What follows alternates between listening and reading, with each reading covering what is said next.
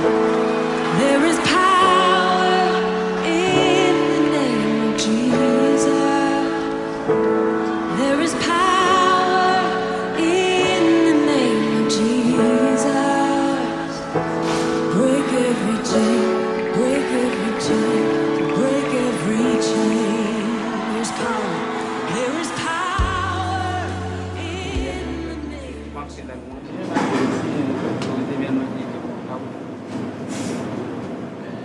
Alors c'est la chanson c'est tout ça.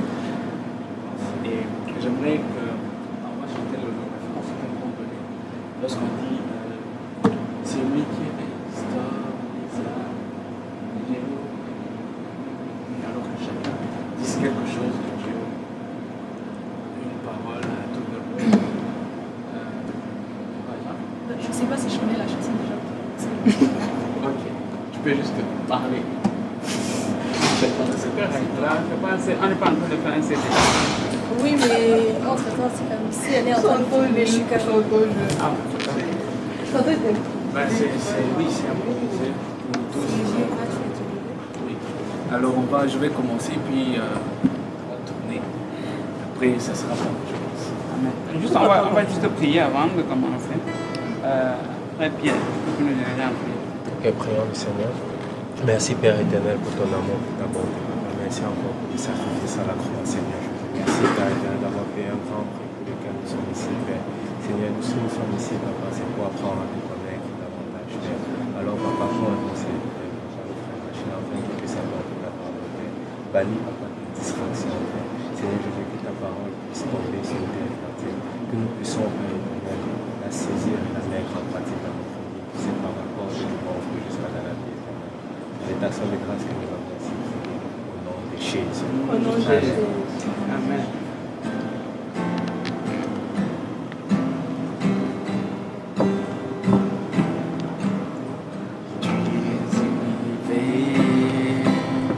Tu es le Dieu très haut, tu es élevé, Oh Jéhovah, tu es le Dieu très haut, Jéhovah, tu es élevé, Jéhovah, tu es le Dieu très haut, Jéhovah, tu es élevé, Jéhovah, tu es le Dieu très haut, le Dieu qui sauve les âmes, le Dieu qui pardonne nous autres, le Dieu qui ne retient aucun mal, le Dieu de tous les discriminés. Jéhovah, tu es élevé, Jéhovah, tu es le Dieu très haut, Jéhovah, tu es élevé, Jéhovah, tu es le Dieu très haut, tu es élevé, tu es le Dieu très haut, tu es élevé, vas-y. tu es le Dieu très haut, Alpha, Oméga, tu es élevé, Dieu puissant, tu es le Dieu très haut, le seul rocher, tu es élevé, mon sauveur, tu es le Dieu très haut, Alpha, Oméga, tu es élevé, mon sauveur, tu es le Dieu très haut, roi Jésus, tu es élevé, pourvoyeur, tu es le Dieu très haut, oh Jéhovah, Jéhovah, Jéhovah, Jéhovah,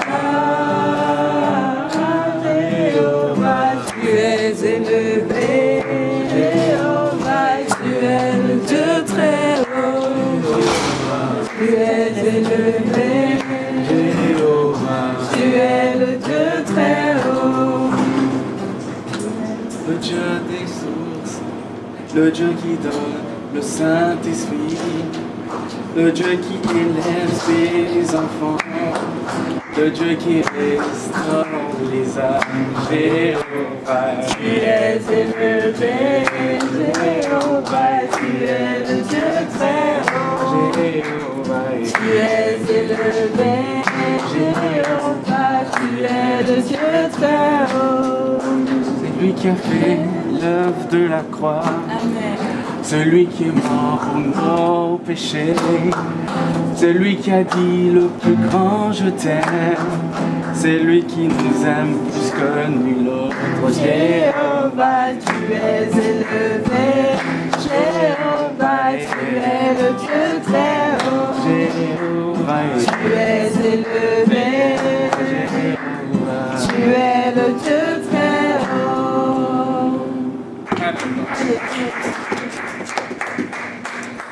Wow, Jésus. Amen. On vous pose d'asseoir. Merci beaucoup, Frère Sacré. Amen. Aujourd'hui, on va continuer notre étude. La dernière fois, on avait laissé en fait, le peuple d'Égypte, le peuple de Dieu, le peuple d'Israël, on les avait laissés en Égypte. Amen. Et Amen. Amen. Vous êtes avec moi encore? Ok, on les avait laissés en Égypte. Et on ne l'avait pas lu, mais j'en avais parlé que la Bible nous dit qu'ils avaient commencé à se multiplier, ils avaient commencé à faire des enfants et à devenir nombreux. Après que Joseph ait fait venir toute sa famille en Égypte, ils se sont multipliés là-bas en Égypte et ils sont devenus en fait un peu plus puissants, non seulement par le nombre mais aussi par leur caractère. Et eux, ils commençaient à devenir réellement une menace pour les Égyptiens. Voyez-vous, le peuple hébreu commençait à devenir une menace pour les Égyptiens en Égypte. Alors,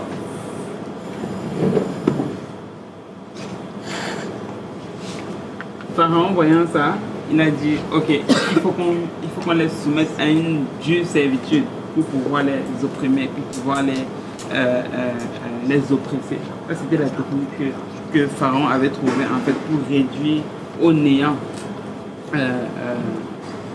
les Hébreux qui étaient en Égypte. Donc aujourd'hui, on va un peu poursuivre leur histoire et on va voir que en fait, ce que les Égyptiens, pas les Égyptiens, les Israélites ont traversé comme épreuve, c'est un peu la même chose qu'un enfant de Dieu traverse aussi. C'est un peu comme si nous on buvait de la même coupe que eux, ils buvaient dans ce temps-là. Et juste à cause de ça, moi je vais étudier leur histoire en détail. Je vais étudier leur parcours en détail parce que probablement en étudiant leur parcours, je vais pouvoir trouver des bénédictions pour moi. Je vais pouvoir voir des choses et dire, ah, ils ont fait ça, ça a porté des fruits, je vais faire la même chose. Ou alors, ils ont fait telle chose, ça a été dévastateur, je ne vais surtout pas faire la même chose. Il y avait quelqu'un qui disait ceci, c'est qu'il n'y a qu'un stupide pour ne pas apprendre des histoires des autres. Si tu as un exemple en face de toi, quelqu'un qui, par exemple, te dit, j'étais alcoolique, et cela a conduit à ma perte. Ou bien j'étais ivrogne, cela a conduit à ma perte. J'étais un drogué, cela a conduit à ma perte. Si toi, après avoir entendu ça, tu vas être alcoolique, tu vas être un ivrogne et tu vas t'enfoncer dans la drogue, tu es stupide. Selon cette pensée-là, j'ai tendance à y croire. Ok? Et si tu vois quelqu'un qui a réellement un exemple, sa vie est un exemple devant toi, mais que c'est un fait, tu l'as devant toi, mais tu n'arrives pas à trouver le bon exemple, là, il y a un problème. Ok. Et c'est la raison pour laquelle nous avons ces histoires-là qui sont dans la Bible. C'est pour pouvoir voir nos prédécesseurs, comment est-ce qu'ils ont marché, c'est quoi les erreurs qu'ils ont faites, et nous on veut éviter les mêmes erreurs, on veut éviter de faire les mêmes erreurs qu'eux autres. C'est pour ça que nous avons la parole de Dieu. Amen. Et vous êtes déjà vous demandez comment est-ce que les premiers apôtres, mais les premiers disciples faisaient, quel exemple est-ce qu'eux avaient? Eux, ils n'avaient pas de Bible. C'était les cobayes. Eux, c'était les premiers à devoir appliquer la parole de Dieu. En fait, c'est eux-mêmes qui ont écrit la Bible, okay, sous inspiration divine. Mais eux, ils n'avaient pas le Nouveau Testament comme nous, on a le Nouveau Testament. Aujourd'hui, nous, on a le privilège d'avoir le Nouveau Testament et voir que certains ont blagué avec leur offrande et Dieu les a tués juste comme ça. Ok. On a beaucoup d'exemples. On a beaucoup de bons exemples dans la Bible. Donc aujourd'hui, on va continuer de voir un peu l'histoire du peuple d'Israël en Égypte. Donc on va aller dans Exode, à partir du verset, en fait, du chapitre 1. On a besoin de quelqu'un pour lire. Partie verset. Est-ce que Karine, tu peux tourner là-bas, s'il te plaît? Attends, en fait. Non, pas encore. Excuse-moi. Tu vas tourner après. Mais là, tu vas tourner en arrière. Là. Tu gâtes mes affaires. Là. Oh, boy. Ok, là, c'est bon. Non, c'est bon. C'est down. Merci. Ok, ça, Carole, tu peux lire, s'il te plaît. Quel verset? À partir du verset 1. Voici les noms des fils d'Israël. Un peu plus fort, s'il te plaît. Voici les noms des fils d'Israël venus en Égypte avec Jacob et la famille de chacun d'eux. Ruben, Siméon, Lévi, Juda, Issachar, Zébulon, Benjamin, Dan, Nephtali, Gad et Azer. Les personnes issues de Jacob étaient au nombre de 70. Joseph était alors en Égypte. Joseph mourut ainsi que tous ses frères et toute cette génération. Les enfants d'Israël furent bénis et multiplièrent, ils s'accrurent et devinrent de plus en plus. Et le pays en fut rempli. Et le pays en fut rempli. C'est de ça que j'étais en train de parler il y a de cela quelques minutes. Mais quand tu regardes, toutes les tribus se sont retrouvées justement en Égypte. Et la Bible dit qu'ils étaient au nombre de 70. C'était peut-être pas un grand nombre, mais ils se sont multipliés très très vite. Mais bon, il y a peut-être une petite parenthèse que j'aimerais faire ici. C'était que dans la culture juive, avoir beaucoup d'enfants était signe de bénédiction. Ne pas en avoir était signe de malédiction. C'était comme ça. Plus tu avais d'enfants, plus tu étais quelqu'un de bien. Ou bien plus tu avais d'enfants, plus tu étais quelqu'un de béni. Ok. Donc, bon, il n'y a pas beaucoup, il y a personne qui m'a dit. On continue. Verset 8. Il s'éleva sur l'Égypte un nouveau roi qui n'avait point connu Joseph. Il dit à son peuple, voilà les enfants d'Israël qui forment un peuple plus nombreux et plus puissant que nous. Allons, montrons-nous habile à son égard. Empêchons qu'ils ne s'accroissent et qu'il survienne une guerre. Ils ne se joignent à nos ennemis pour nous combattre et sortir ensuite du pays. Ils l'ont établi sur lui des chefs de corvée, afin de l'accabler de travaux pénibles. C'est ainsi qu'il bâtit les villes de Python et de Ramsès, pour servir de magasin à Pharaon. Pour servir de magasin à Pharaon. On fait une petite pause ici. Donc la Bible nous dit qu'ils ont vu ça. Pendant Pharaon a vu ça et il a eu peur. Il a commencé à dire, ah mais si on laisse cela arriver, eux ils vont devenir une menace pour nous. Parce que s'il y a une guerre, ils vont s'allier à nos ennemis et ils vont nous battre. Et ils vont dire quoi? On va les oppresser. Bon, voici la première chose qu'il faut que quelqu'un retienne aujourd'hui. Lorsque ton ennemi, ou bien mon ennemi, t'attaque ou m'attaque, il ne le fait pas parce que tu as peur de lui. Il le fait en réalité parce que lui, il a peur de toi. Est-ce que vous m'écoutez bien? Quand l'ennemi commence à nous oppresser, c'est parce qu'il a peur de nous. Pharaon a commencé à oppresser le peuple hébreu en Égypte parce qu'il avait peur d'eux. Il avait peur qu'ils allaient commencer à se multiplier et commencer à faire de grands exploits. La même chose est vraie aussi pour nous. Quand tu commences à subir les persécutions, quand tu commences à subir les attaques de l'ennemi, c'est parce que le diable a peur de toi. Voici pourquoi on dit souvent ceci. C'est que si tu regardes dans ta vie et que tu vois que tu n'as pas d'opposition, bien que le diable ne te combat pas, demande-toi dans quelle direction est-ce que tu es en train d'aller. Pose-toi la question, est-ce que tu es toujours en train de servir Dieu? Parce que plus tu sers le Seigneur, plus tu deviens une menace pour l'ennemi. Donc ça veut dire que plus tu sers le Seigneur, plus il va avoir peur de toi. Et plus il va vouloir t'attaquer. C'est ce qui est vrai. Si vous regardez même pour les chiens, allez demander à la SPCA, ils vont vous dire qu'un chien, en réalité quand il aboie, c'est parce qu'il a peur. Quand un chien essaie de t'agresser, là, c'est parce qu'il a peur de toi. Mais ça, ce sont les techniques qu'on leur apprend en fait pour arrêter les chiens. Et c'est la même chose avec le diable. Il va rugir, il va essayer de nous faire peur, il va essayer de nous oppresser. Mais la raison pour laquelle il le fait, c'est parce qu'il a peur de nous. Donc, cela étant dit, la prochaine fois que le diable s'attaque ou m'attaque, nous devons plutôt prendre cela comme étant une bonne chose. Voici pourquoi les apôtres, lorsqu'ils étaient fouettés à cause de nous, le Seigneur Jésus-Christ, ils étaient contents. Parce qu'ils se sont dit, waouh, sans se faire fouetter, ça signifie que certainement on est en train de faire quelque chose de bien. Ils se glorifiaient du fait qu'ils prenaient part aux souffrances des Christ. Et la même chose doit être vraie pour nous. Lorsque nous sommes oppressés à cause du nom du Seigneur, nous devons nous reconforter par cela. Pas à cause de nos bêtises, pas à cause des mauvais choix que nous faisons, Mais à cause du Seigneur, si nous sommes oppressés à cause de cela, c'est une bonne chose. Et si le diable nous oppresse, c'est parce que nous sommes en train de faire quelque chose qui est bien. Alors, maintenant, laissez-moi vous donner un autre parallèle. Est-ce qu'il y a quelqu'un qui fait du vélo ici? Ok. Chez nous, là, au Cameroun, là, je pense que c'est l'un des pays les plus difficiles où tu peux faire le vélo. Pourquoi? Parce qu'il y a des collines partout. Donc, si tu as deux choix. Si tu veux prendre ton vélo pour aller quelque part, soit ça va être difficile à l'aller, soit ça va être difficile au retour. Pourquoi? Parce qu'il y a des collines. Donc, peut-être qu'à l'aller, tu vas descendre, mais au retour, tu vas devoir remonter la colline. Ok. Mais voici ce que j'ai remarqué. Et je pense que si vous avez fait un peu du vélo, vous allez aussi remarquer certainement la même chose.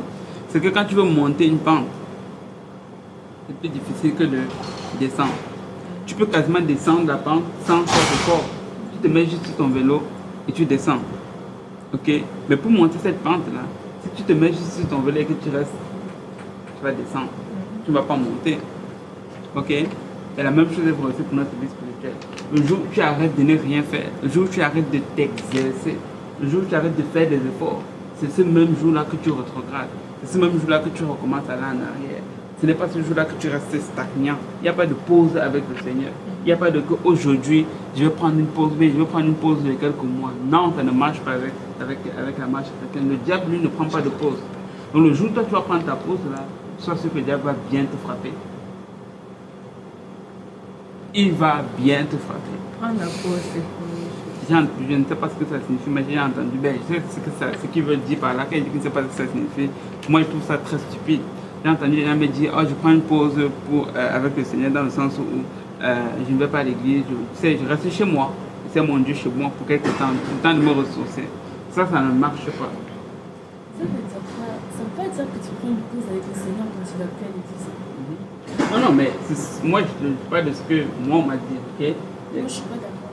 Ok, tu n'es pas d'accord dans quel sens? Non, parce que moi, j'ai pris une pause de l'église, ça veut pas dire que je ne sers plus le Seigneur, que je ne prie plus le Seigneur, que je n'adore plus le Seigneur, que je ne prie plus. Ok, mais le truc c'est ceci, c'est que, ouais, je vais te donner la parole tout à l'heure. Voici le truc, c'est ceci, c'est qu'il faut que tu réalises que toi et moi, on a besoin de l'église pour grandir. Ok? Non, regarde, c'est pas un débat, c'est quand même. Tu as le droit d'avoir ton opinion. Je ne suis pas en train de faire un débat, j'enseigne la parole de Dieu. Non, je suis d'accord. Ouais, c'est ça. Donc ce n'est pas une affaire de. C'est pas un débat, je veux faire en fait. Ouais, non, c'est pour ça que. L'église nous permet juste. Laisse-moi finir. Donc c'est ça le truc, c'est que moi, quand je regarde non seulement ma marche chrétienne, quand je regarde aussi dans la Bible, c'est une affaire de corps de Christ. Ok. Alors si je me détache, si j'enlève ma main, ok, de mon corps, il ne faut pas rêver que ma main va continuer de vivre. Ma main a beau dire qu'elle va prendre quelconque pause, elle a besoin de mon corps pour vivre. Ok. Donc c'est ça le truc. Et je ne suis pas en train de dire qu'il ne faut pas se ressourcer. On se ressource dans le Seigneur. Mais le truc c'est que tu ne te ressources pas à l'extérieur du cadre que Dieu a prévu pour toi. Ça ne marche pas. Imagine un peu que Noé disait que j'ai besoin de respirer un peu. Est-ce que tu allais me dire qu'il allait respirer à l'extérieur de l'arche? Non. On est sauvé dans l'église. On n'est pas sauvé à l'extérieur de l'église. Donc, attends, laisse-moi Non, je finir. ne vais rien dire. Ok, donc c'est ça. Donc, j'ai déjà eu ce débat-là plusieurs fois. Non, je ne veux même pas faire des débats. Et les gens peuvent penser ce qu'ils veulent, mais la Bible reste la Bible. Tu vois un peu. Si je me mets ici, je commence à dire aux gens, ah mais c'est correct si tu ne vas pas à l'église. Je ne suis pas en train de rendre service au peuple de Dieu. Et ça, c'est une responsabilité que l'Église a de prêcher cela. Peu importe quel pasteur à l'extérieur prêche autre chose, là, on prêche la parole de Dieu. Que quelqu'un vienne me dire que dans la Bible, quelqu'un peut vivre sans l'Église, il ne le voit nulle part. Paul dit n'abandonnez pas vos assemblées. Et il n'a pas dit qu'on ne peut pas se reposer. Oui, on se repose, on se ressource. C'est pour ça qu'il y a des fois où on est en vacances et autres. Mais ce n'est pas une affaire de que, ok, je prends une pause de l'église. Quel est le point de ça? Mais c'est parce que c'est pour voir, c'est pas par l'église comme je ne prends pas une pause de Dieu. Oui, c'est pas une pause de Dieu. L'église corps du Christ ou l'église assemblée en fait. Oui, ça. Oui, non mais. C'est ça. Oh, regardez, le truc Parce qu'on peut prendre la pause peut-être de l'église locale, mais pas comme C'est ça, de l'église corps du Christ. Non, comme tel. voici le point. Ce que tu as dit, c'est que quand tu dis tu prends une pause de l'église, mais tu es pas en train de prendre une pause de Dieu, C'est contradictoire. Non, pas du tout. Parce que pour moi, Dieu, on le trouve dans 3 endroits principaux. La prière, l'adoration, la parole. Okay. Et donc, je sais que l'adoration à l'église, c'est plus puissant parce que beaucoup de gens sont en train d'adorer Dieu en même temps, donc ils descendent d'une manière plus puissante. Je suis complètement d'accord, mais tu peux adorer chez toi, tu peux prier chez toi, tu peux lire la parole de Dieu chez toi. Pour moi, prendre une pause de l'église, ça veut juste dire, si tu n'es plus en phase avec ce que le pasteur dit, tu ne vas pas aller t'asseoir pour faire l'hypocrite, puis dire « Ah, alléluia ».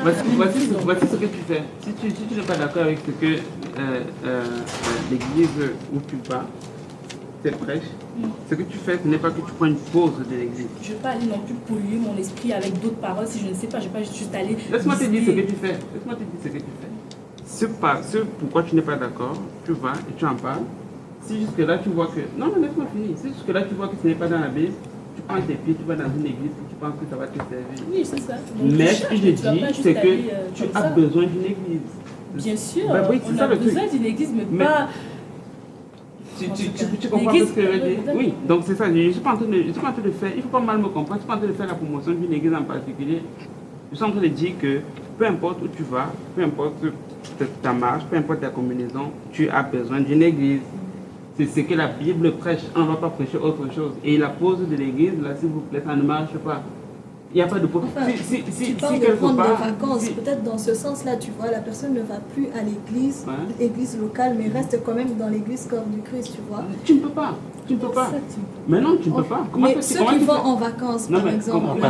Ceux qui vont en vacances, par exemple. Puisque c'est toi qui as donné l'exemple, en fait, pour ceux qui vont en vacances. C'est comme si tu me dis que quand je m'éloigne de l'église un peu, puis oh là, comme je ne suis plus dans l'église, ça ne fait pas de sens pour moi. Quand je vais en vacances, ce n'est pas une pause, c'est une condition physique. Et je vais toujours m'arranger à ce que l'endroit où je vais aller dans une église qui est affiliée à celle à laquelle je vais. Ok. Et quand je parle de pause de l'église, c'est une condition mentale que quelqu'un se dit, je ne vais pas aller à l'église délibérément, c'est autre chose. Je ne sais pas si tu vois un peu. Donc c'est ça le truc. Et ce que je suis en train de dire, c'est que à tout moment de ta vie, tu dois pouvoir dire, ok, ça c'est l'église à laquelle je suis affilié. Tu vois un peu. Donc moi par exemple, si tu me retrouves au Cameroun en vacances pendant 3 semaines, et on me demande de quelle église je suis de l'église pentecôtiste unie de Saint-Laurent. Tu vois un peu. Mais quelqu'un qui a une chose, c'est ce qu'elle va te dire. Présentement, je n'ai pas d'église et je suis en pause, je suis en train de refaire les ordres, je suis en train de faire l'ordre dans ma tête. Écoutez, je ne suis pas en train de parler des choses juste de nulle part comme ça. J'en ai vu de mes propres yeux qui m'ont dit, je suis en train de prendre une pause. Ça reste de cela il y a quelques années. La personne m'a dit, je suis en train de prendre une pause de l'église. Moi, dans ma tête, j'étais comme, mon frère, là, je t'aime beaucoup, je vais te dire la vérité. Ton affaire, là, ça ne marche pas, tu ne peux pas le montrer dans la Bible. Aujourd'hui, la personne est bien pire qu'elle était. Et je ne sais même pas si elle a arrêté de prendre sa pause de Mais tu peux comprendre que c'est juste qu'elle ne veut plus venir, c'est ça que je te dis ça à la personne. Non, je ne suis pas en train d'essayer de justifier ou bien pas justifier la personne, je dis juste les faits. Ok.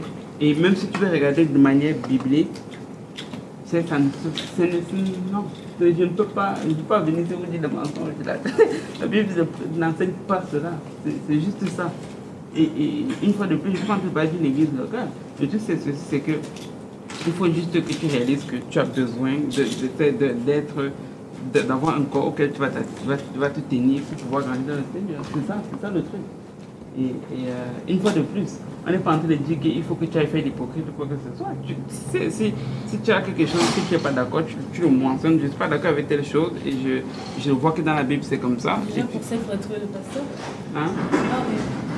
Ouais, c'est ça. Donc il faut que tu lui dises, je ne suis pas d'accord avec ça, qu'est-ce que... Et puis tu vois, si tu réalises qu'on ne t'a pas donné une réponse ou bien que la réponse qu'on t'a donnée n'est pas biblique, trouve une église qui prêche la vérité.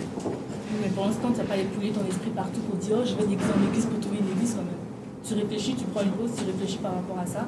Tu vois, tu recherches les principes. Maintenant, tout est sur Internet. Tu vois un peu la mission de chaque église. Tu vois un peu comment ils sont avant d'aller te pointer dans une église puis de dire que tu viens adorer avec eux. Oui, mais c'est sûr que dans ce sens-là, je suis d'accord qu'il y a un moment d'analyse. Tu ne vas pas juste aller à une église juste comme ça. Oui, ça prend dans l'analyse, je suis d'accord. Mais le truc, c'est qu'il y a une différence entre dire ça et de dire que, pour l'instant, je veux savoir des églises. Il y a une différence. Oui, c'est pas sacré. Bon, je Je trouve que c'est un problème d'incompréhension. Déjà, tu as été clair dans ton exemple. Tu as donné l'exemple de la pente. La pente, c'est quelqu'un qui monte dans la pente, et s'il reste sans rien faire, sans combattre, sans faire d'effort, il redescend, n'est-ce pas? Et que, justement, je ne sais pas où tu voulais en venir avec ça. Mais moi, j'ai compris dans le sens où on retrouve notre élévation dans la communauté, dans l'Église, justement. Parce que l'Église, aujourd'hui, on a une conception de l'Église religieuse. C'est-à-dire qu'on y va les dimanches, juste pour écouter la parole de Dieu. Alors que l'Église, c'est tout un entendement, c'est toute une appartenance à toute une révolution que Dieu apporte à l'humanité. C'est quelque chose, c'est pas une religion en fait, c'est pas une mission, mais c'est comme une portée à quelque chose de plus grand. Et on est un groupe et on y va ensemble. Aujourd'hui, on a une conception religieuse, c'est comme ça qu'on s'individualise et qu'on pense exceptionnellement, conformément à ce qu'on peut dire de la parole de Dieu. On est particulier. Dieu ne se retrouve pas que dans la prière. D'ailleurs, Jean l'a précisé, comment peux-tu prétendre aimer un Dieu qui est au-dessus sans le frère? C'est-à-dire que Dieu ne s'identifie plus qu'à ses préceptes rituels, religieux, mais s'identifie dans ce à quoi nous appartenons, avec qui nous faisons ces choses. Et c'est dans ce sens-là que vous parliez de quitter l'Église, de faire une pause à cet moment-là. D'où on peut voir le service dans l'Église, comme par exemple la chorale, comme par exemple tout ça là. Quand vous quittez, vous arrêtez, vous dites de faire une pause. Le diable, sachant que vous appartenez maintenant à l'œuvre du Christ, qui entre l'Ecclésia, parce que tu ne peux pas prétendre servir Dieu sans Ecclésia, c'est impossible. Et voyant que vous vous retirez, le diable maintenant, qui a été votre ennemi officiel après le baptême, après votre confirmation dans votre appartenance dans cette œuvre, le diable, voyant cela, ne vous sourira pas, il ne vous dira pas bienvenue. Il voudra absolument éteindre carrément ce qui a été ancré, parce que Dieu ne se répond pas. Alors, vu que Dieu ne se répond pas, alors le diable veut juste tordre ce que tu as encore en toi et te rendre encore plus mauvais que ce que tu étais avant. Et c'est dans ce sens-là que vous avez dit faire une pause à l'Église. Ce n'est pas dans un sens religieux, c'est dans un sens beaucoup plus pratique et beaucoup plus profond d'après ce que je veux. Tout à fait. Oui, ouais, je voulais juste aussi ajouter un petit point. C'est que, comme la sœur a dit tout à l'heure, effectivement, Dieu se trouve dans 3 endroits. Mais, en fait, Dieu, en fait, l'un des endroits qu'il a été, la première chose, c'était le temple, le tabernacle. La deuxième place où Dieu s'est trouvé, en fait, c'était en Jésus-Christ. Et la troisième place où Dieu s'est trouvé, c'était dans l'Église, le corps du Christ. Nous, comme vous, comme moi, tu vois, nous tous, on a un seul corps. Et en fait, comme le frère Achille l'a dit, c'est que tu ne peux pas dire, en fait, que tu quittes le corps du Christ et que tu peux vivre par toi-même. Impossible. Parce que Dieu est dans son corps, il est dans le corps, il est dans l'Église en fait. Dieu est dans l'Église. Et l'Église en fait. Dieu en moi aussi, je ne comprends pas. Effectivement, Dieu en toi-même. Qu'est-ce qu'il y a besoin que j'ai d'aller quelque part le trouver si je sais qu'il est en moi? Le seul problème, c'est ça. C'est l'amour fraternel, le commandement qui est semblable à l'amour donc que tu prônes. Parce que sans... L'amour fraternel, c'est pas juste d'aller dire allô, bonjour, comment tu vas à l'église, puis de dire de tenir la main de quelqu'un, puis d'adorer avec lui. Moi, c'est pas ça, l'amour fraternel. C'est encore un autre débat. Nous sommes dans le débat où tu penses. L'amour fraternel, c'est vraiment. Nous sommes dans le débat où tu penses. Je ne veux pas de débat. On ne fait pas de débat ici. Nous sommes dans l'idée. Puis on veut avoir des réponses. Nous sommes dans l'idée où tu penses que, individuellement parlant, c'est bon. Nous sommes dans l'idée où tu penses qu'individuellement parlant, c'est bon, je peux avoir la présence de Dieu, je peux. Oui, tout à fait. Mais tu dis, c'est comme si je dis moi, genre, comme en si fait, moi, en tout cas, mais c'est impossible justement dans le temps de la grâce, parce que je peux juste qui ça, Christ, vous vous rappelez, je ne sais pas, pardon, je donne un verset juste pour confirmer ça.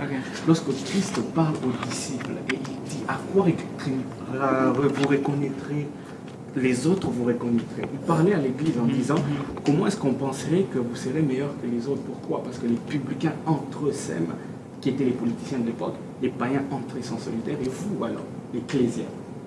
À quoi? C'est que vous aimez vos ennemis. C'est-à-dire que notre amour ne se limite pas contre nous, mais entre les autres, mais d'abord entre nous, c'est essentiel.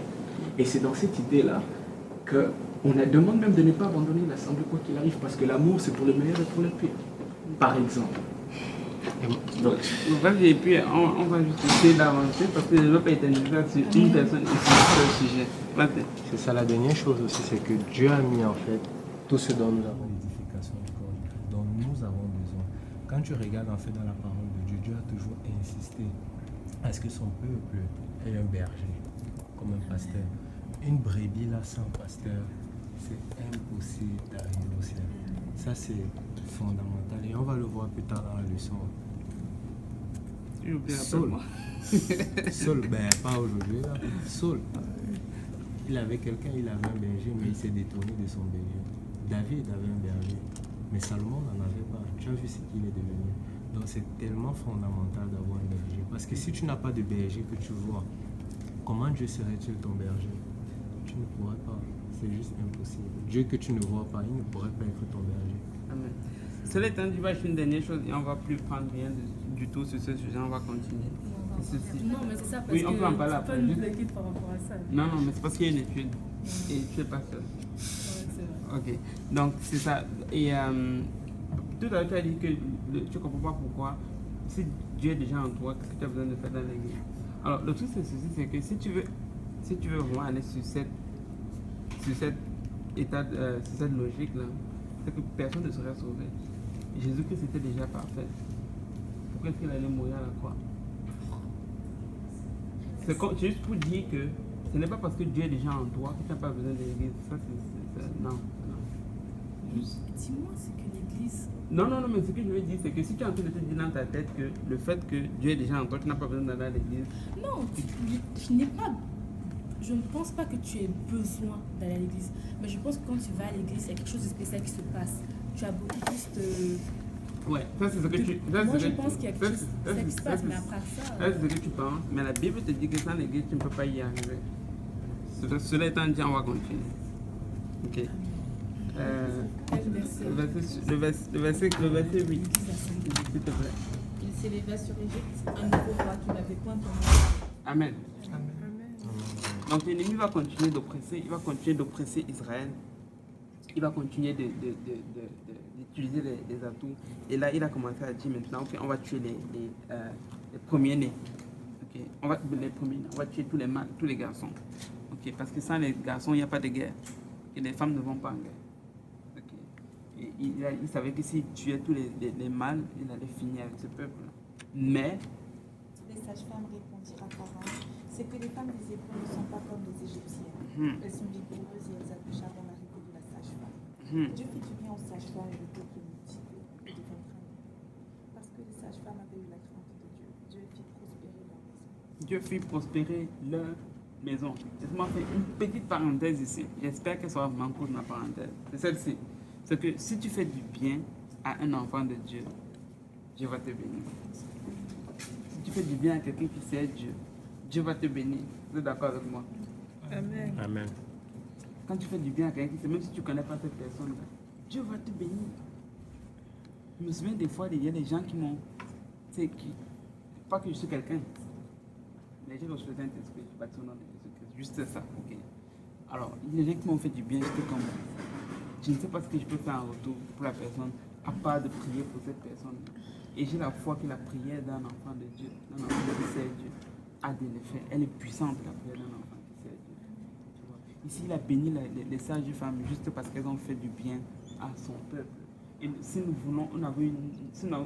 avons une quelconque opportunité de faire du bien à notre frère, à notre soeur, faisons-le. Dieu ne reste endetté envers personne. Peut-être que ton frère ne va rien te donner en retour, mais Dieu, lui, va te récompenser. Amen. La suite. Alors Pharaon donna cet ordre à tous ses géants. Vous jetterez dans le fleuve tout garçon qui naîtra, et vous laisserez vivre toutes les filles. Vous laisserez vivre toutes les filles. Telle était la condition du peuple hébraïque en Égypte. Alors là, on est dans Exode. Et quand vous entendez Exode, il y a un nom qui vient avec. C'est lequel? Moïse. Ok. Donc vous vous doutez qu'on va parler de Moïse.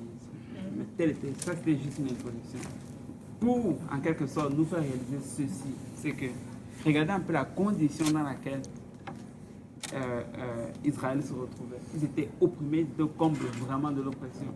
Et là, Dieu dit, ok, je vais faire naître un monsieur qui va s'appeler Moïse. Donc Dieu a fait naître Moïse dans une condition, dans une situation de tricher. Oui, mais en fait, mon plus grand problème se situe au niveau du fait qu'il y a un souci avec le baptême ou la circoncision. Comment on peut appeler ça? Parce que si par exemple on me prêche l'évangile et je reçois l'évangile, je crois, n'est-ce pas? Je crois au Seigneur Jésus-Christ. Et je commence à appliquer les bonnes œuvres. Même plus qu'un chrétien qui est plus affermi. Par exemple, est-ce que parce que je n'ai pas été en fait baptisé, je ne suis pas sauvé? Je sais que oui. Mais pourquoi? Pourquoi faites le baptême? Ou la circoncision? Ça, c'est une très bonne question. Au point que l'Éternel descende pour tuer Moïse, si cela n'est pas encore fait. Je vais t'expliquer. En fait, la réponse est vraiment très simple. C'est ceci, c'est que les œuvres que tu fais, elles sont bien. Et Dieu aime ça. Le mais, et le gros mais, c'est ceci. C'est que le baptême, ce n'est pas juste une action que tu fais comme une autre. Ce n'est pas juste une action comme aller à l'église. Le baptême, c'est la chose qui applique la mort, l'ensevelissement et la résurrection de Jésus-Christ dans ta vie. C'est de cette façon que le fait qu'il est mort, enseveli et ressuscité peut être bénéfique pour toi. La seule façon que tu peux prendre ça et le bénéficier à toi, c'est par le baptême. Voici pourquoi la Bible dit que Dieu a tant aimé le monde qu'il a envoyé son Fils unique, afin que quiconque croit en lui ne périsse point, mais qu'il ait la vie éternelle. Ça dit tout le monde, ça n'exclut personne dans ce cas-là. Christ est mort à la croix pour tout le monde. Est-ce que tout le monde va être sauvé? Non. Ça veut dire qu'il y a quelque chose que chaque personne doit faire individuellement pour bénéficier de cela. C'est un peu comme si je dis, tu as besoin de cette personne. Qui n'avait point connu.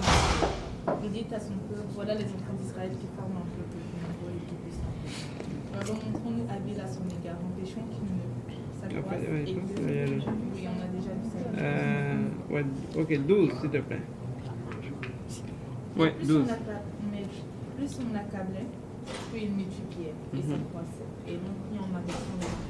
Et l'ont pris en aversion les enfants d'Israël. Alors, il y a une qualité que les enfants de Dieu vont savoir avoir. Du moins, en fait, du moins, ça c'est une qualité que les enfants de Dieu aimeraient avoir. C'est ceci.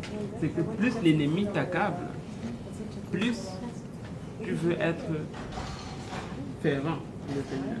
Ça c'est le meilleur, laissez-moi vous dire, ça c'est le meilleur remède vraiment contre l'oppression. Le diable est en train de t'oppresser dans un certain domaine de ta vie. Il te dit, ne fais plus telle chose, ne fais plus telle chose. Quand tu réalises que c'est une chose qui te demande de ne plus faire, comme par exemple prier, c'est en ce moment-là que tu te dis, je vais redoubler encore de prière. Si je priais 30 minutes, je vais commencer à prier 1 heure. Vous voyez un peu ce que je veux dire? Alors c'est la chose souvent que le diable va essayer de mettre le doigt dessus, que tu peux mettre l'emphase dessus. Pourquoi? Parce que lui va essayer de mettre le doigt sur quelque chose que il sait que si tu abandonnes cette chose-là, ben, tu deviens comme une croix pour lui. Donc des fois, ça peut être un très bon indice que si le diable est tout le temps en train il est tout le temps après quelque chose, mais c'est probablement cette chose-là qui est bonne. Oui. Est-ce que l'oppression peut venir de l'oppression? Oui, l'oppression peut venir des pensées. Donc en fait, l'oppression peut faire, justement, je pense que c'est justement, on peut dire même le champ de bataille de l'oppression. Okay. C'est vraiment là que tout ceci commence, dans les pensées. Tu vas agir souvent tel que tu penses. Les actions des fois, et même des fois ce que tu dis, ça va être juste le reflet de ce qui est dans tes pensées. C'est pourquoi le diable sait que si tu as fini dans les pensées, il t'a fini aussi. Mais comment tu peux ne pas lutter contre Ok, les pensées? justement, ça c'est une très bonne question que tu poses. Et je vais encore ouvrir un autre sujet ici sans vouloir m'attarder.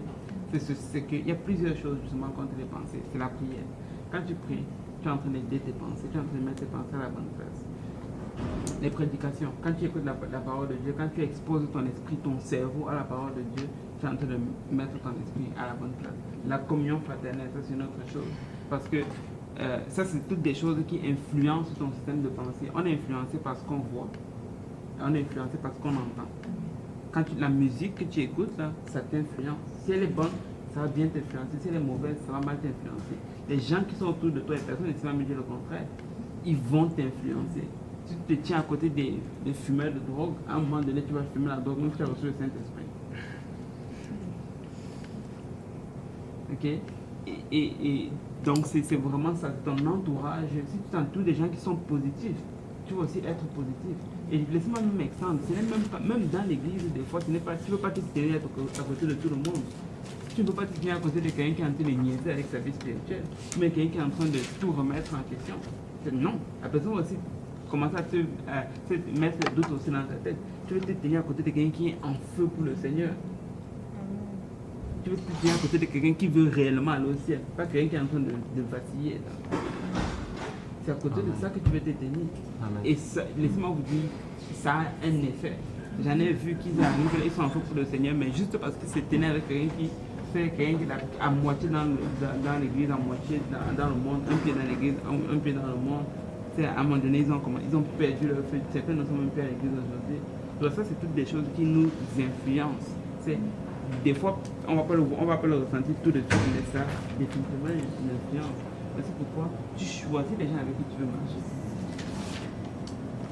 Tu sélectionnes les musiques que tu écoutes.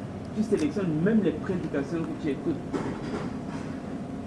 Laissez-moi vous dire ceci. Si tu passes ton temps à aller sur Internet et écouter les prédications qui, c'est dans... comment est-ce que je vais vous expliquer ça? Je vais juste le balancer.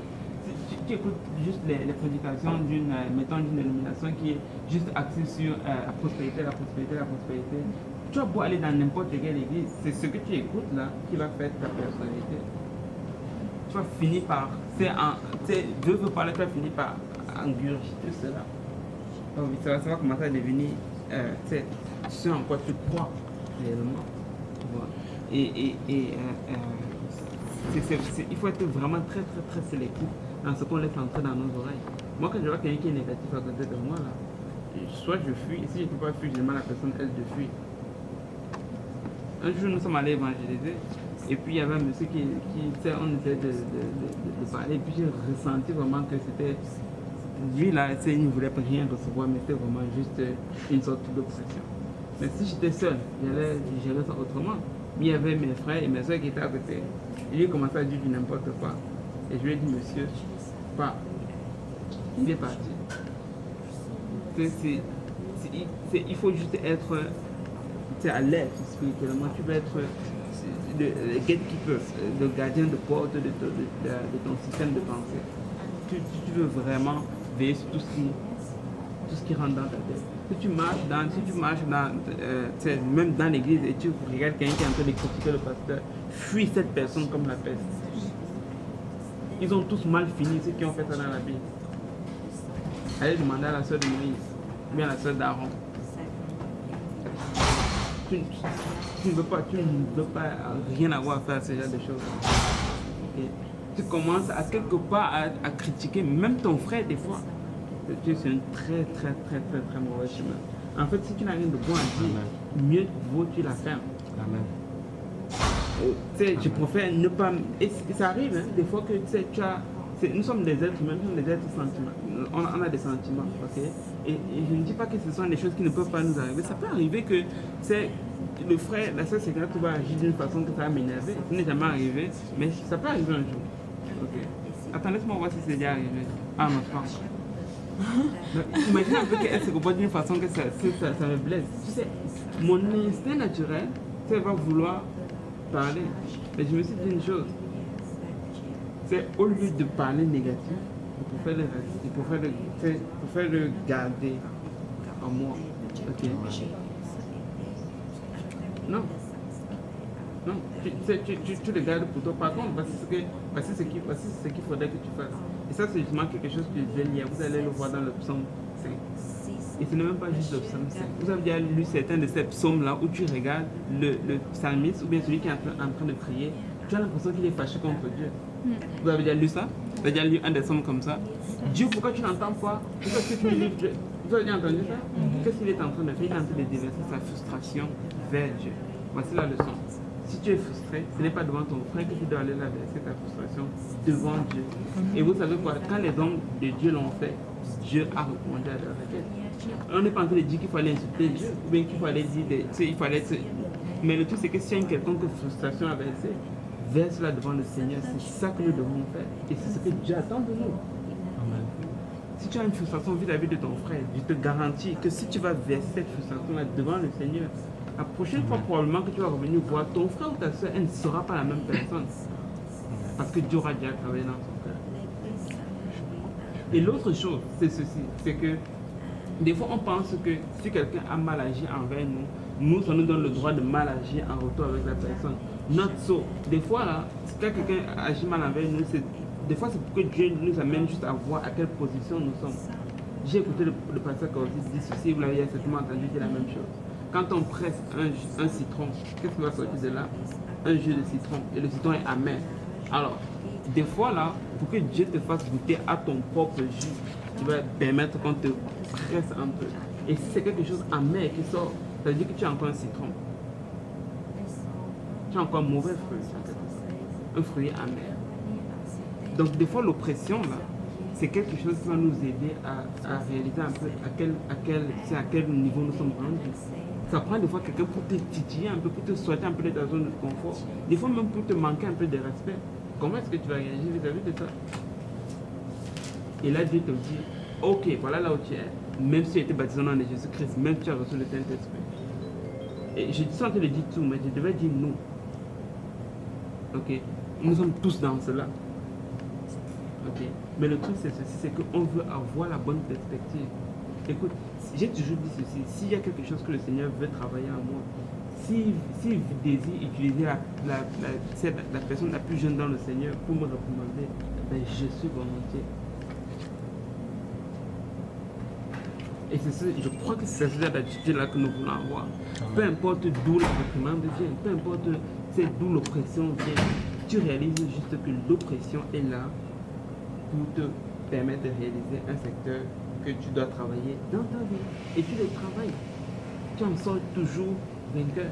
Et Dieu va prendre soin de l'autre personne qui t'a opprimé. Voyez-vous? Et je ne sais pas comment on a fait encore pour s'embarquer dans ça là. Mais wow! Gloire à Dieu, je dis ça. Ok, oui, c'est ça que je pense. Et on veut vraiment tout faire ce qui est à notre possible pour se purifier nos pensées. Des fois, je rentre dans la voiture. Habituellement, j'écoute la radio le matin avant de parquer au métro. Alors, des fois, j'entre dans la voiture, puis c'est comme, je vais appuyer sur le bouton pour allumer la radio, mais c'est comme, non, je vais pas écouter ces affaires-là. Je n'ai pas envie d'écouter les nouvelles, encore les mauvaises nouvelles, tel a tué tel a aborté, il a piqué sa femme qui était enceinte. Non, je n'ai pas envie d'entendre du négatif. Là, je change ça, je mets la louange. Je change ça, je mets une prédication. Ou alors, je ne mets rien et je commence juste à prier sur la route. Des fois, c'est comme ça. Si tu ressens juste que non, là, je ne veux pas.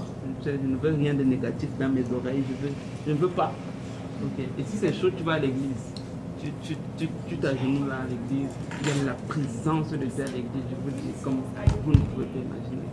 Ces sanctuaires là où tu... Je ne sais pas si vous avez eu la même expérience. Moi, voici mon expérience. Quand je suis rentré à Saint-Laurent pour la première fois, on dirait que j'ai tremblé. J'étais comme, mon Dieu, je n'ai jamais ressenti ce que j'ai ressenti ici. Amen. Une certaine révérence. Ça venait juste de la présence de Dieu qui réside là, même quand ce n'est pas un dimanche. Je rentrais, j'étais comme, waouh, ce lieu est vraiment paisible. Ce lieu est vraiment saint. Et Dieu ne peut pas faire n'importe quoi ici. Et en plus de cela, tu te sens même en sécurité. Même chose à l'église de l'Est. Un jour, je rentre là juste comme ça. Ça fait déjà quelques mois, je rentre dans ce lieu-là, juste comme, mais on dirait que c'est différent ici. On dirait que cette place, le diable ne peut pas m'attaquer ici. On dirait que peu importe ce que le diable va faire là, ça ne va pas marcher. Je suis entre les mains du Seigneur. Vous savez pourquoi? Parce qu'il y a de la prière qui se fait là-bas. Il y a des prédications qui se font là-bas. Il y a des louanges qui se font là-bas. C'est un lieu où réside la présence de Dieu. Donc voici une autre suggestion. Même des fois quand ça ne va pas bien dans tes pensées, va te coucher à l'église et tu dors. Vous pensez que je suis en train de blaguer? Je suis très sérieux. Va te coucher à l'église, même si tu n'arrives pas à prier, va te coucher à l'église, tu dors. Il y avait des fois où c'était tellement chaud. Laissez-moi vous faire une petite confession, ok? Il y avait des fois où c'était tellement chaud dans ma vie. Ok? Quand je dis ça, j'en ris toujours parce qu'ils pensent que... Vous pensez que je l'ai toujours facile. Oh non. Alors, c'est difficile, ok? Quand je dis difficile, là, spirituellement, je sentais que je n'étais pas là où il fallait que j'aille, où je devais être. Je sentais que je n'arrivais pas à prier comme ça se devrait. Je sentais que j'étais trop... je me sentais un peu fébrile. Ok, et voici ce que j'ai décidé. À ce moment-là, j'habitais pas loin de l'église. Et l'avantage que j'avais, c'est que... Oui, j'avais une auto-autonomie. Alors voici ce que j'ai décidé de faire. C'est que tous les matins, j'avais emprunté les quais de l'église. Donc tous les matins, je me levais avant d'aller au travail. À 5h, 6h, je rentrais dans mon auto. Léger.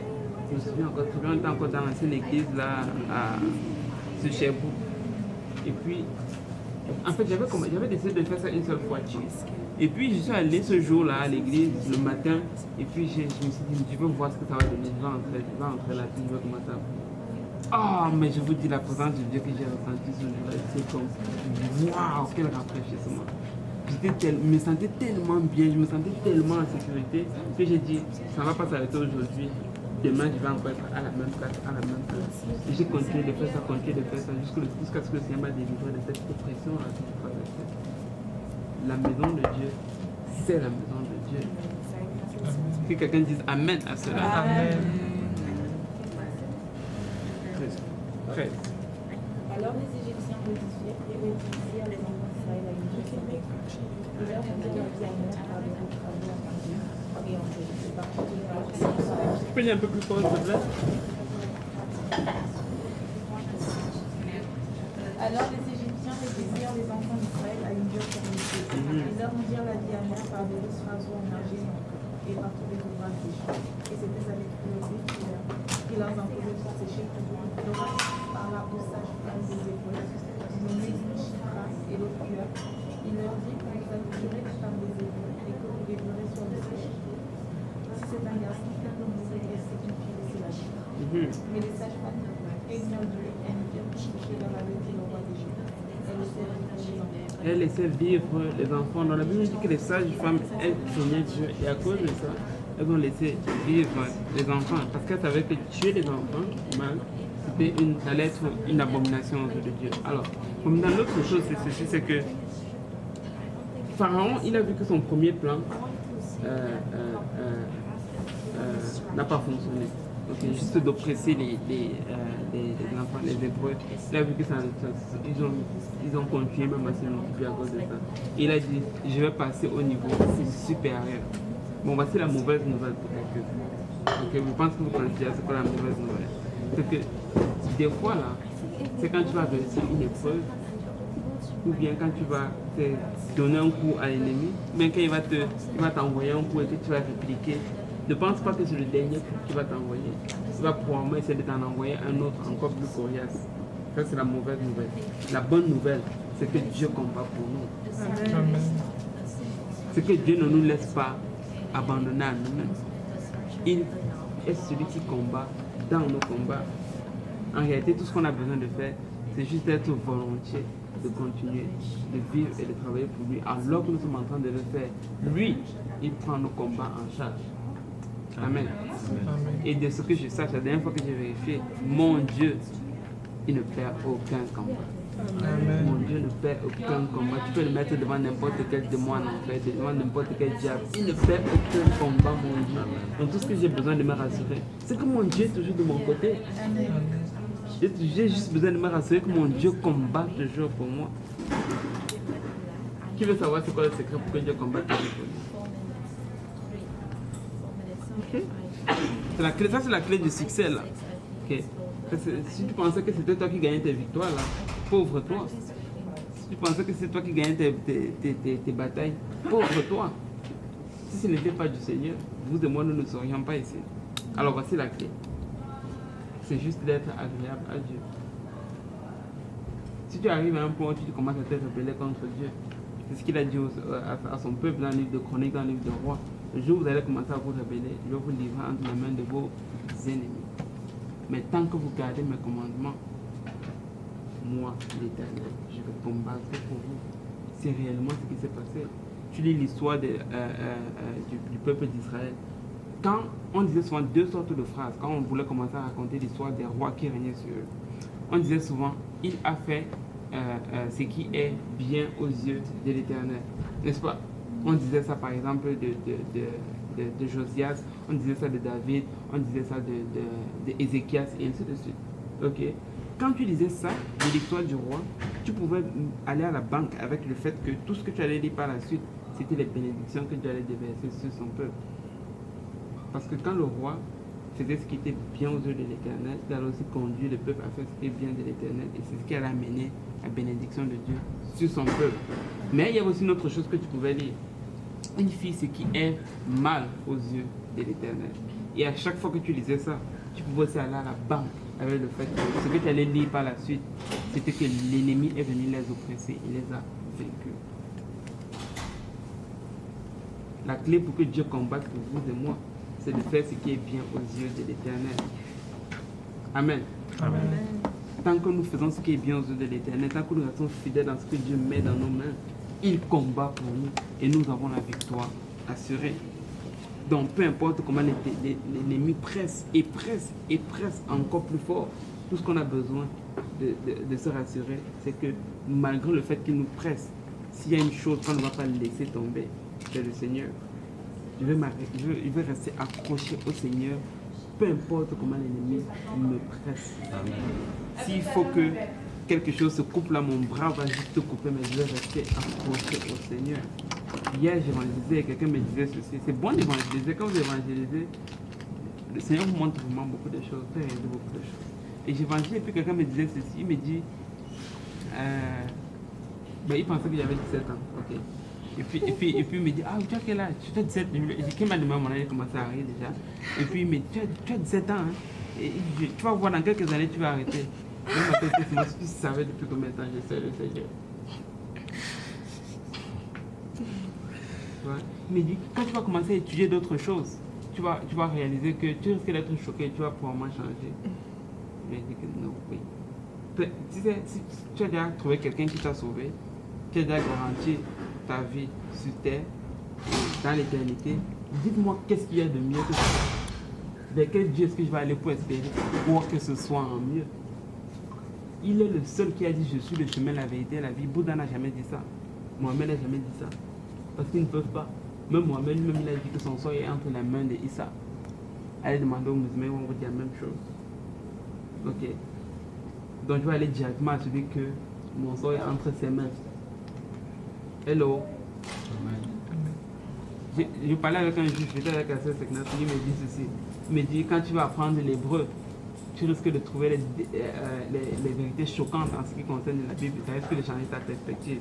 Je lui ai dit, non, monsieur, quand je vais apprendre l'hébreu, je pense que je vais pouvoir convertir les juifs comme toi. Ça va encore me conforter dans ce que je crois. Okay. Parce qu'à chaque fois que j'essaie de checker quelque chose dans l'hébreu, ça conforte encore ce en quoi je crois. Tu peux pas me dire que le fait d'apprendre la grammaire hébraïque, ça va m'éloigner de ce en quoi je crois. Non, ça va encore plus me conforter dans ce que je crois. Je connais des gens qui parlent hébreu, qui sont de la tribu de Benjamin, et qui croient, qui te prêchent cela. En fait, c'est un rabbin. Okay. Je lui dis, je connais un rabbin, là, si tu l'avais rencontré, probablement que tu serais chrétien aujourd'hui. Tu sais, il faut juste s'accrocher à ce que nous avons. On n'a pas de meilleure espérance que cela. C'est une espérance sûre. Nous voulons nous accrocher à cela. Si Dieu nous a promis quelque chose, il va l'accomplir. Il a réellement notre salut entre ses mains. La pire des choses que tu peux faire, c'est de dire un jour, non, je vais essayer autre chose. Ah, c'est la pire des choses. Ça, c'est vraiment la pire des choses que tu peux faire. Tu peux abandonner tout, tu peux tout laisser, mais rassure-toi que ta main est toujours accrochée au Seigneur. Parce que c'est comme ça que tu garantis ta victoire. Tant que tu restes accroché au Seigneur. Amen. Amen. Donc l'ennemi va continuer d'oppresser, il va continuer d'oppresser. Donc Dieu a fait naître Moïse dans une condition, dans une situation de trouble. Dieu l'a amené là où il y a du trouble. Pourquoi? Parce que Dieu, des fois, va amener les enfants de Dieu là où il y a du trouble. Pourquoi? Pour qu'ils amènent la bénédiction. Et pourquoi? Pour qu'ils règlent les situations, pas par leur propre main, mais juste par le fait d'être là. Je pense que j'ai parlé de ça la dernière fois. Juste le fait que un enfant de Dieu soit quelque part, cette place-là est bénie, je le crois. Il suffit qu'il y ait un seul enfant de Dieu dans le métro. Même s'il y avait un kamikaze qui allait exploser ce métro-là, je crois que Dieu peut dire non, j'ai mon enfant là-bas qui ne doit pas encore mourir. Son explosif là ne va pas fonctionner. Ok. Parce qu'on transporte la gloire de Dieu avec nous. Christ en nous, c'est l'expérience de la gloire. Amen. Alors là, maintenant, on va voir un peu la naissance de Moïse. Donc, il vient vraiment dans des conditions très, très fâcheuses. Un peu comme était le cas de Noé et même de Jésus-Christ. Mais bon, Genèse, Exode 2 à partir du verset 1. Un homme de la maison de Lévi avait pris pour femme une fille de Lévi. Ok. J'aime ce passage-là. J'ai entendu mon pasteur parler de ça, je parle de la même chose. J'ai tellement aimé ce qu'il a dit. Écoutez très bien ceci. Okay. Je pense que le frère Pierre sait de quoi je parlais. Un homme de la maison de l'église avait pris pour femme une fille de l'église. Quelle version avez-vous là? J'ai dit dans ma version.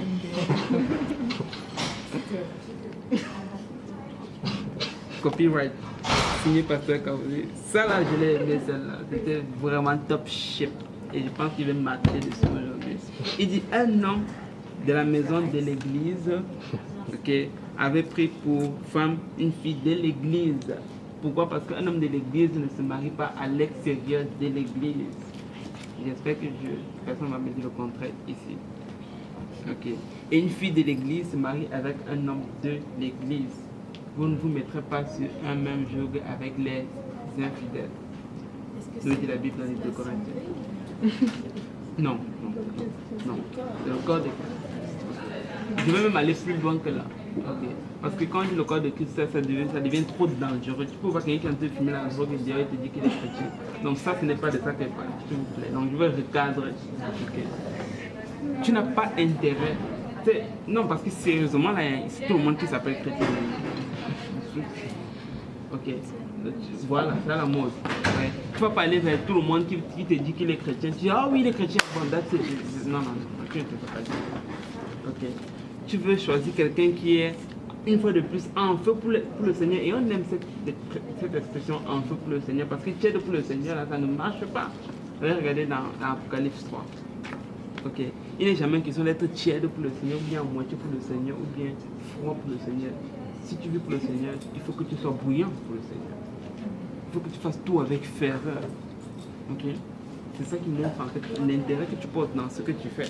Alors, voici comment moi je dirais ceci. Une femme, un homme de la maison de l'église avait pris une femme de la maison de l'église. Donc c'est que tu vas aller chercher vraiment quelqu'un qui, pas nécessairement UPC Saint-Laurent truc, mais quelqu'un qui, baptisé au nom de Jésus-Christ, laissez-moi aller dans les détails, baptisé au nom de Jésus-Christ, rempli du Saint-Esprit, vit une vie de sainteté, prêche la parole de Dieu.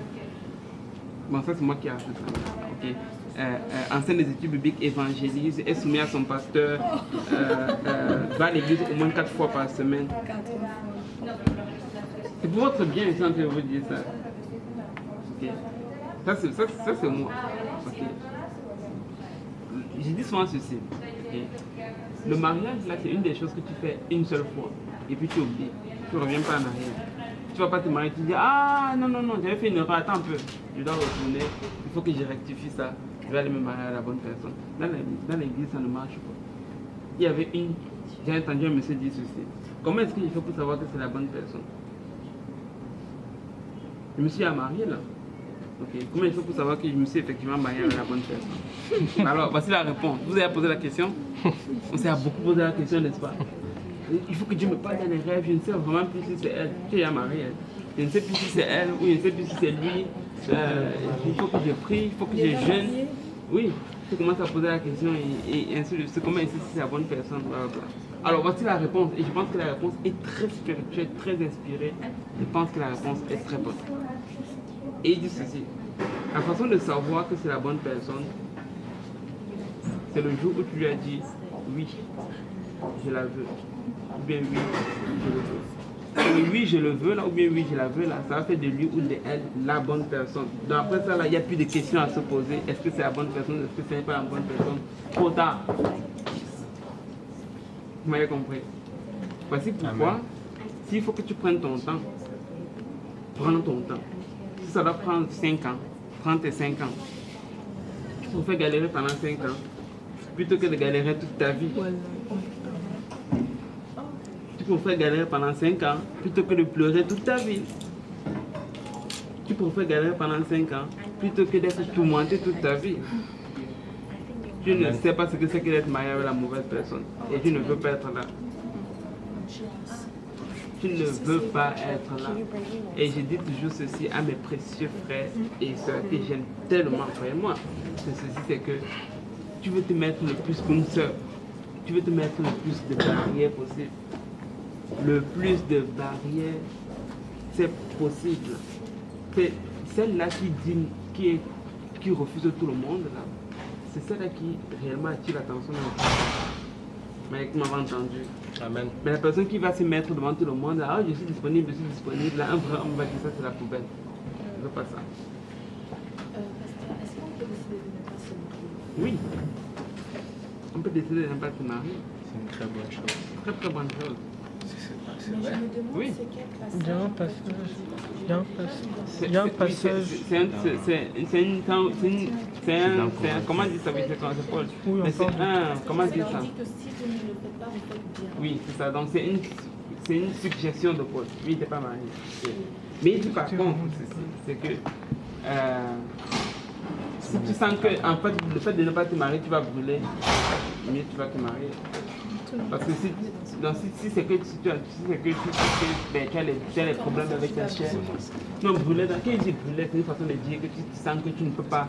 Tu es tout le temps prise ou bien pris par les émotions. En fait, il faut que tu réalises juste, est-ce que tu es déjà des personnes qui peuvent vivre sans partenaire. Il y a des gens qui peuvent juste pas. Mais il faut réaliser que tu es, il ne faut pas juste dire, ok, comme Paul a dit cela, je ne veux pas me marier. Non. Si tu réalises que ça va t'apporter plus de troubles de ne pas te marier, autant pour toi de te marier et ne pas tomber dans le péché. En fait, c'est ce qu'il veut dire. Dans Matthieu, Et Paul, visiblement, il n'avait pas de. Seigneur, des gens comme ça, on a même un comme ça dans l'église, on passait des comme ça. Vous le connaissez? En fait, c'est l'un des plus grands évangélistes ou même prédicateurs que vous l'entendez. Et il n'est pas marié jusqu'à aujourd'hui. Il a déjà peut-être même 60 ans, il est même déjà mort, ressuscité. Il n'a pas oublié.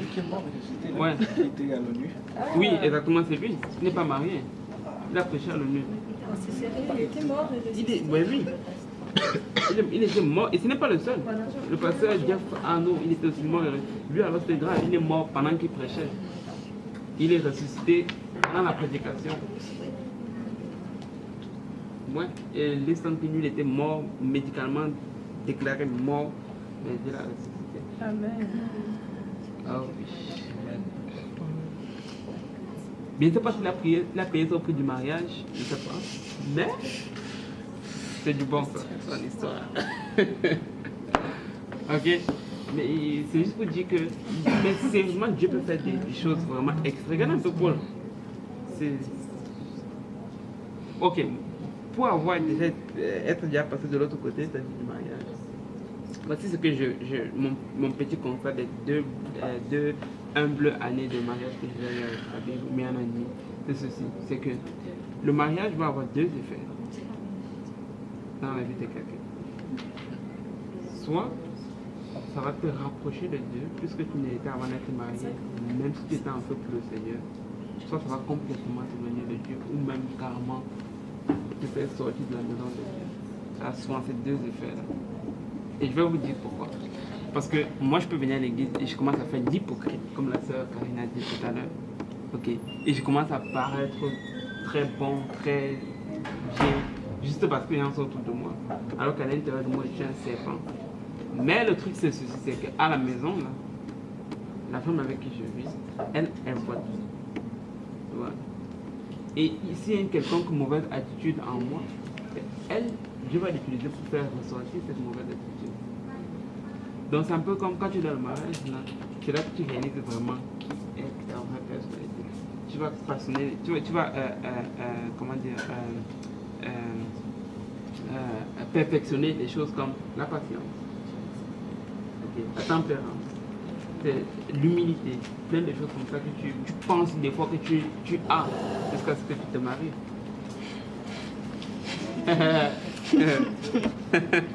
Vous voulez que vous mariez? c'est pas juste se marier, des fois c'est juste vivre avec des bons qui t'apprennent. Oui, des fois, ok. Et des fois, mais vraiment des fois, mais il y a beaucoup de choses qui viennent souvent rendre les choses un peu obscures dans ce plan que tu as dit, parce que quand tu vis avec ton frère ou avec ta soeur, généralement, vous avez quand même le même sang, vous avez les mêmes habitudes. Il n'est pas toujours question que ce que tu fais, c'est une mauvaise chose. Mais souvent, il est question de comment est-ce que tu vis avec quelqu'un. Alors souvent, ça peut être facile de vivre avec ton frère, parce que vous avez le même sang, vous avez les mêmes éducations, les mêmes façons de voir les choses. Mais ça ne veut pas dire que ça va être facile de vivre avec ton mari. Tu vois un peu, parce que lui, il vient d'une autre famille, des fois il vient même d'autres pays, il a une autre éducation qui est aussi légitime. Ok? Mais est-ce que tu vas réussir à laisser toi ce que tu as appris depuis 450 ans, depuis que tu es né, et que tu vas accepter de laisser ça de côté pour adopter la manière de l'autre? C'est la question. Et ça, c'est donc il y a plein de belles surprises que le mariage nous réserve. Et moi je dis que c'est très bon, parce que justement, en fait, moi, une des choses, l'une des choses justement que j'ai vraiment béni le Seigneur pour, c'est que avant de me marier, je pensais que wow, je ne suis pas parfait là, mais c'est quand même pas suffisant. Ok, je travaille pour le Seigneur. Je me croyais peut-être, mettons ici.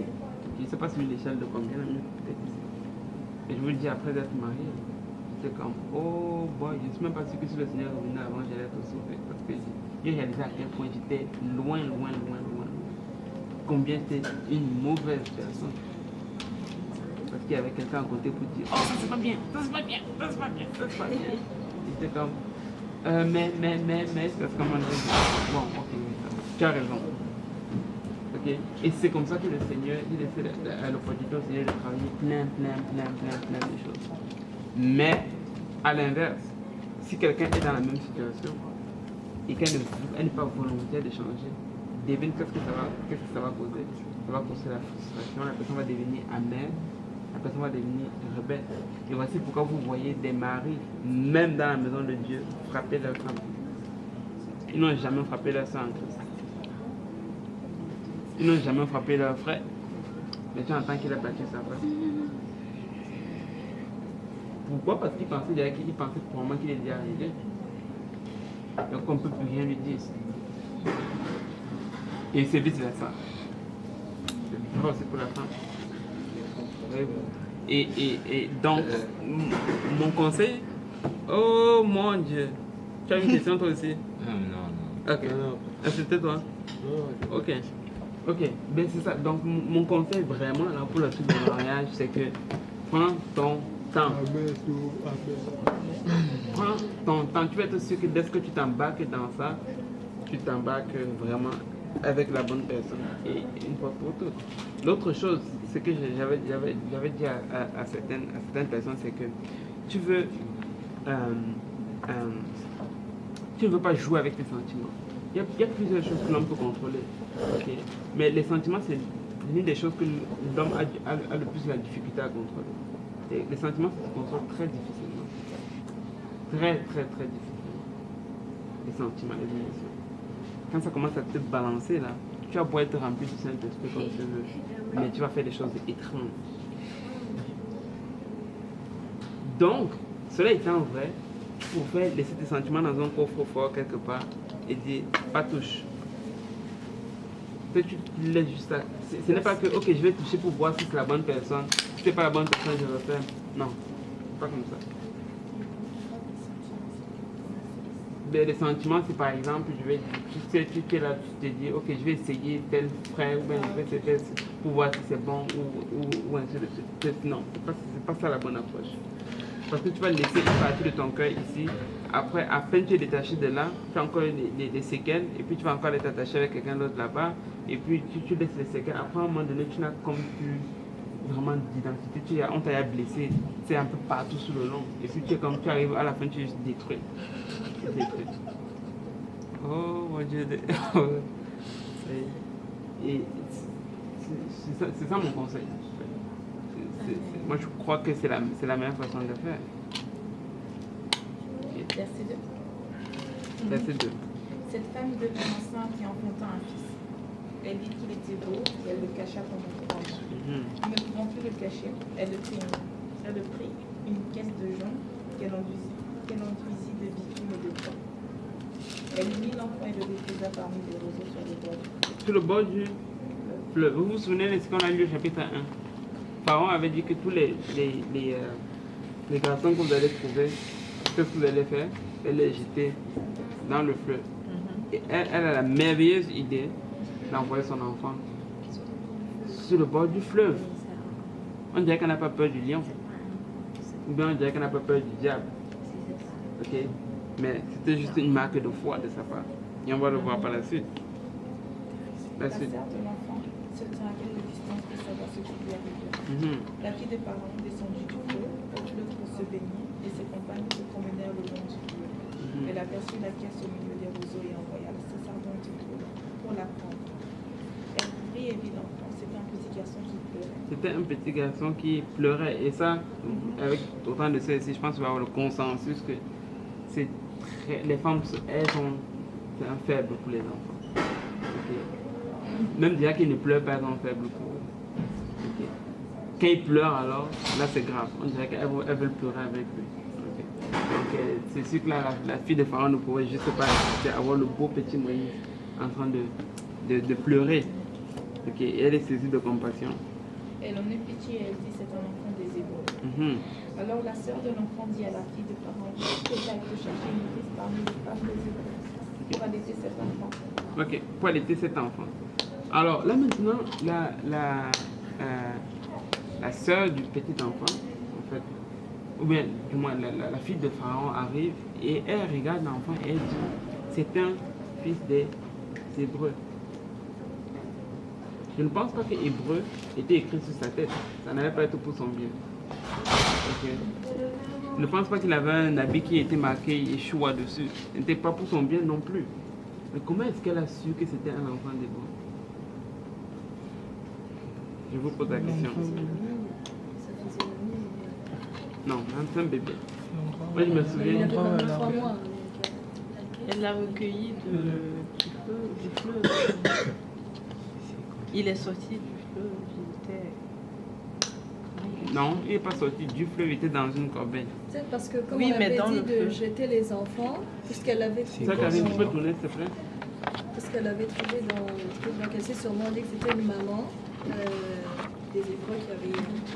parce que c'était un bébé. Ok, bien essayé, mais pas bon. Je vois là la sœur de l'enfant. Oui. C'est pas la sœur de l'enfant, la sœur de Moïse. C'est grâce à elle. Non, elle n'a pas dévoilé que c'était son petit frère. Oui, mais la question est de savoir... Comment est-ce que la fille de Pharaon qui était là, qui a vu l'enfant qui pleurait, a su que c'était un Hébreu, bébé? Les Égyptiens, il y avait aussi les Égyptiens garçons. Oui, mais sauf qu'on n'avait pas demandé aux Égyptiens de jeter les enfants, donc je ne sais pas pourquoi... Non, c'est pas que c'était différent parce qu'il n'était pas jeté là. Il était dans, on l'a déposé dans le roseau. Sûrement qu'elle a essayé de le cacher parce que la fille était au courant de la loi ou je sais pas. Ok, bon, bien essayé, mais voici la réponse. Ah, tu veux t'essayer, Patrick? Ah, lui, t'as dit. Là, vous pensez que vous allez m'avoir. Regardez-moi les deux. Vous fermez votre clan ici. Ok, donne la réponse, C'est une séquence.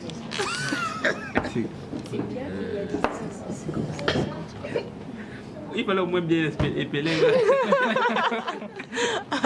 Non, je te dérange. C'est très bon. Okay. Alors, probablement ce qui est arrivé, c'est qu'il y avait quelque chose que tous les Juifs devaient faire. En commençant par Abraham, c'est quoi?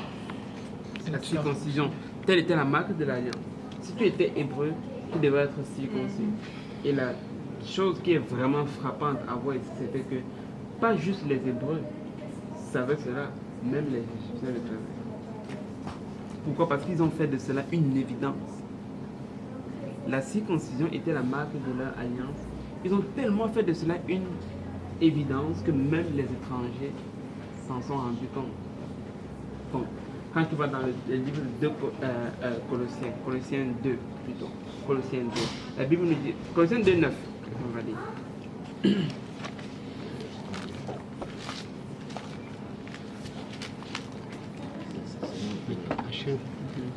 Si je comprends bien, donc Dieu s'est arrangé à ce que toutes les nations puissent avoir accès à cela. Oui.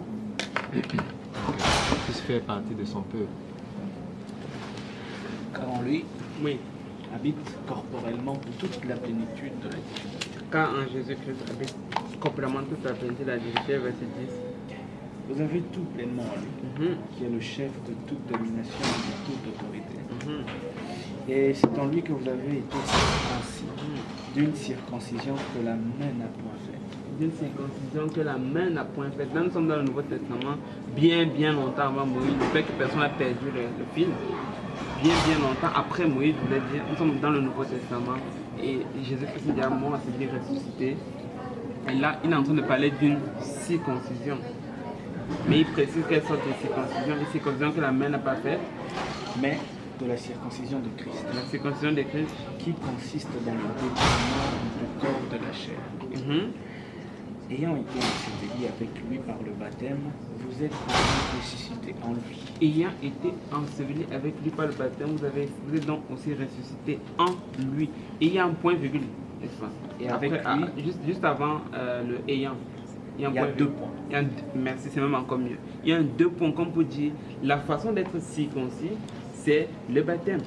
Il dit, vous avez été circoncis d'une circoncision que la main n'a pas fait 2 points, ayant été enseigné avec lui par le baptême.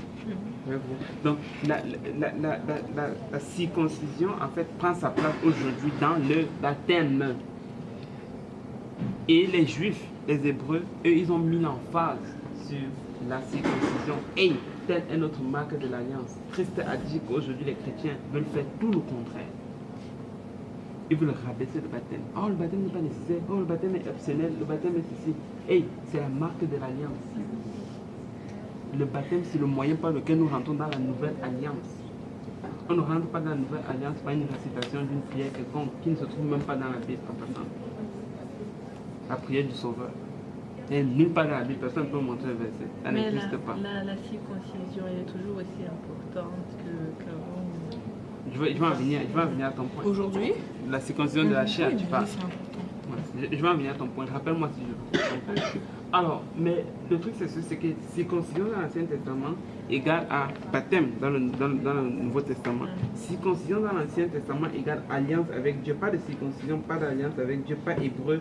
Tu es même carrément rejeté par ton peuple. Dans le Nouveau Testament, le baptême aussi est la marque de l'alliance. Donc tu ne peux pas dire que tu es dans la nouvelle alliance, tu es encore baptisé au nom de Jésus-Christ. Le baptême n'est pas juste optionnel, ce n'est pas juste pour démontrer à l'extérieur une conversion qui a pris place à l'intérieur. Non, la Bible ne le dit pas du tout. Sinon, il n'y aura pas eu le baptême qu'il y a eu dans Acte 8. Parce qu'il n'y avait pas de témoins là-bas, à part les chevreuils, à part les animaux. Ils étaient dans le désert, il y avait juste Philippe et l'eunuque éthiopien, et il y a eu un baptême, 0 témoin. Okay. Le baptême est pour rentrer dans la nouvelle alliance. Et au lieu de rabaisser le baptême, au lieu d'étouffer le baptême, au lieu de faire de cela aucun cas ou quelque chose optionnel, nous devons faire tout le contraire. Nous devons élever le baptême. Quand nous parlons à quelqu'un et que nous leur parlons de ce en quoi nous bénéficions, nous devons leur dire que s'ils veulent bénéficier de la même chose, ils doivent passer par les autres du baptême. Nous ne pouvons pas dire autre chose. C'est le message de la Bible. C'est comme ça que tu rentres dans la nouvelle alliance. Et j'ai aimé ce que le frère Pierre vient de dire tout à l'heure. Nous devons tellement l'élever que même ceux qui sont à l'extérieur puissent le voir et réaliser que c'est ce par quoi on doit être sauvé. Les gens vont dire, ah, il faut prêcher l'amour, il faut montrer l'amour. Oui. Justement, si tu prêches l'amour et que tu montres l'amour, tu vas leur dire qu'il faut qu'ils se fassent baptiser dans le Jésus-Christ. Parce que si tu ne leur dis pas, je peux questionner ton amour pour eux. La Bible dit que c'est ce par quoi ils vont être sauvés. Et je les aime tellement que je vais leur dire, et si tu veux vraiment être sauvé, il faut que tu te fasses baptiser au nom de Jésus-Christ. Amen. Amen. Donc nous devons vraiment mettre le baptême à sa place. Oui. Sachant que Dieu ne fonctionne pas sur les œuvres, mais sur la foi. Oui. Alors pourquoi il met un point d'honneur à ce baptême? Pourquoi il y a un point d'honneur sur l'alliance? Parce que j'anticipe un peu, même si c'est trop tôt de le dire. À un moment donné, quand Moïse s'est renvoyé en mission, l'Éternel descendit pour le tuer, alors qu'il était déjà en train d'aller en mission. Et il a fallu que sa femme circoncise son fils.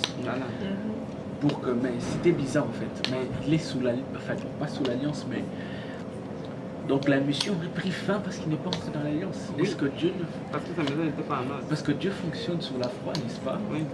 Alors pourquoi besoin de cette œuvre? Il fonctionne sur la foi et il fonctionne aussi sur l'obéissance. Ça, c'est la partie qu'on oublie. La foi n'exclut pas l'obéissance. Tu comprends ce que je veux dire? Ok. C'est que il faut avoir la foi. Les gens vont toujours mettre ça devant. C'est bon d'avoir la foi. Mais la foi sans l'obéissance, là, ne t'aide pas non plus. Mais déjà, je dirais que la foi, n'est-ce pas une forme d'obéissance? Non. À la parole. La foi en soi n'est pas l'obéissance. C'est pour ça que Jacques dit, montre-moi ta foi par tes œuvres. Alors si tu obéis, tu vas poser une action qui démontre ta foi. Il dit très bien, celui qui croira, foi, et qui sera baptisé, œuvre, sera sauvé. Donc si tu t'arrêtes juste à je crois, et que tu n'arrives pas à l'action qui est supposée être générée par ta croyance, même par ta foi, tu n'as pas encore complété le processus. Les deux sont nécessaires. On ne met pas un à la place de l'autre. Quand on dit qu'il faut se faire baptiser, on n'est pas en train de dire qu'il ne faut pas avoir la foi. Non, on est en train de dire ta foi doit ultimement te conduire au baptême. Bon, j'ai une compréhension abstraite. C'est pas tout à fait la question. Tantôt Paul dit qu'il n'y a pas de problème avec les œuvres dans le livre de Romains. Tantôt on dit qu'il y a un problème avec les œuvres dans le livre de Jacques et d'Apocalypse. Oui, le truc c'est ceci, c'est que quand tu regardes le livre de Romains ou même le livre de Galates, quand Paul parle des œuvres, il est en train d'adresser une certaine situation particulière qu'il y avait dans l'église, dans le livre de Galates en l'occurrence. C'est que les gens essaient de retourner sous la loi. Ok, ils essaient de retourner sur les préceptes qui étaient liés, mais qui étaient renfermés dans la loi. Ce qu'il essaie de leur dire, c'est que nous ne sommes pas sauvés par nos actions. Okay? Nous sommes sauvés par la grâce. Mais il n'est pas en train de dire que les œuvres sont exclues. Ce qu'il est en train de dire, c'est que vous n'avez plus besoin d'être rattaché à l'ancienne alliance. Où, par exemple, il fallait tuer des animaux chaque année pour asperger le sang et couvrir les péchés du peuple. Il fallait faire plein de rituels. Ils avaient les lois cérémoniales, les lois sanitaires et plein de choses. Il est en train de dire que Christ a accompli toutes ces choses-là. Vous n'avez plus besoin d'être lié sur ces choses-là. Mais il n'est pas en train de dire que vous ne devez pas travailler pour le Seigneur, mais que vous ne devez pas obéir au Seigneur. Lui-même, il a dit, je travaille sous mon salut avec crainte et tremblement. Tu vois? Donc il n'est pas en train de dire que nous ne devons pas faire des œuvres. Ce qu'il est en train de dire, c'est que quelle est la motivation de ton œuvre? Quelle est la motivation de l'action que tu poses? Quelle est son origine? Oui, mais en fait, le plus grand problème, c'est ce qu'on doit faire individuellement pour bénéficier de cela. C'est un peu comme si je dis, tu as besoin de ce téléphone, il est gratuit. Tu n'as pas besoin de rien faire pour ça. J'ai déjà payé le prix du téléphone, ça coûte $500. Et tant que tu ne tends pas ta main et que tu prends le téléphone, tu ne vas pas bénéficier de cela, bien qu'il est gratuit pour toi. Est-ce que c'est le fait que tu as tendu ta main qui a acheté le téléphone? Non. Mais c'est le fait que tu as tendu ta main qui a rendu ce téléphone-là bénéfique pour toi. La même chose. Quand on se baptise, on n'est pas en train de remplacer ce que Jésus-Christ a fait à la croix. On n'est pas en train d'acheter nos péchés. On est en train de les rendre disponibles et effectifs dans notre vie. C'est pour ça que le baptême est nécessaire. Parce que c'est ça qui applique le sang de Jésus-Christ dans toi. Une autre chose, c'est ceci, c'est que... ok, là... Bon, attendez. Lorsque, par exemple, je mène une vie où je tue les œuvres de la chair, bon, par exemple, que Christ m'a fait grâce de recevoir le Saint-Esprit, et que je prends les œuvres de l'Esprit, ne suis-je pas déjà dans une nouvelle naissance? Pourquoi? En fait, c'est ce symbole matériel, en fait, parce que tout fonctionne sur la foi, n'est-ce pas? Dieu est esprit. Le contact, même Paul dit, tout ce qui nous reste, c'est la foi, l'espérance et l'amour. Ce sont des choses... en fait, ce que j'arrive pas à comprendre, c'est pourquoi Dieu met un point d'honneur à cet acte-là. Qu'est-ce qui s'y cache? On peut parler de, oui, participer à la résurrection, comme Paul le dit, mais on y participe aussi, justement, quand vous tuez les œuvres de la chair et que vous laissez vivre les œuvres de l'esprit. Ben, pas vraiment. Pas vraiment. C'est quand tu fais toutes ces choses-là, en quelque sorte, tu es en train de participer aux souffrances de Christ. Okay? Ça, ce sont des choses que tu fais lorsque tu vis pour le Seigneur. Mais la seule et unique chose dans toute la Bible qui va appliquer réellement le fait que Christ est mort à la croix et qu'il est ressuscité dans ta vie, mais qui va appliquer son sang qu'il a versé à la croix dans ta vie, c'est le baptême. C'est la seule action. C'est comme c'est ça, cette particularité là. C'est comme par exemple manger dans le corps de Christ, par exemple. Il dit que c'est pour rappeler les souffrances de Christ. Ça, au fait, pourquoi il faut des faits? Parce qu'il faut des faits physiques pour des questions spirituelles. Pourquoi Dieu met ce point d'importance en fait? C'est ce que je comprends pas, la démarche de Dieu. Ouais, vas-y, moi je crois tout simplement, ta question revient à dire ça sert à quoi le baptême? Il faut comprendre à quoi ça sert le baptême. En fait, la Bible dit dans Acte 2, 38 que le baptême c'est pour le pardon des péchés. Et le truc c'est ceci, c'est que tant que tu n'as pas le pardon des péchés, tu ne peux pas être sauvé. Voilà pourquoi Dieu met l'emphase sur ça. Parce que c'est le seul moyen qu'il a instauré pour pouvoir te purifier de tous tes péchés depuis que tu es né. C'est vraiment juste ça la raison. C'est un peu comme la dernière fois, excuse-moi. C'est comme la dernière fois, quelqu'un a posé une question à savoir c'est quoi le blasphème contre le Saint-Esprit. Vous vous souvenez, quelqu'un voulait savoir, n'est-ce pas? Sauf que tu n'as pas voulu être là. Alors, voici la réponse à la question.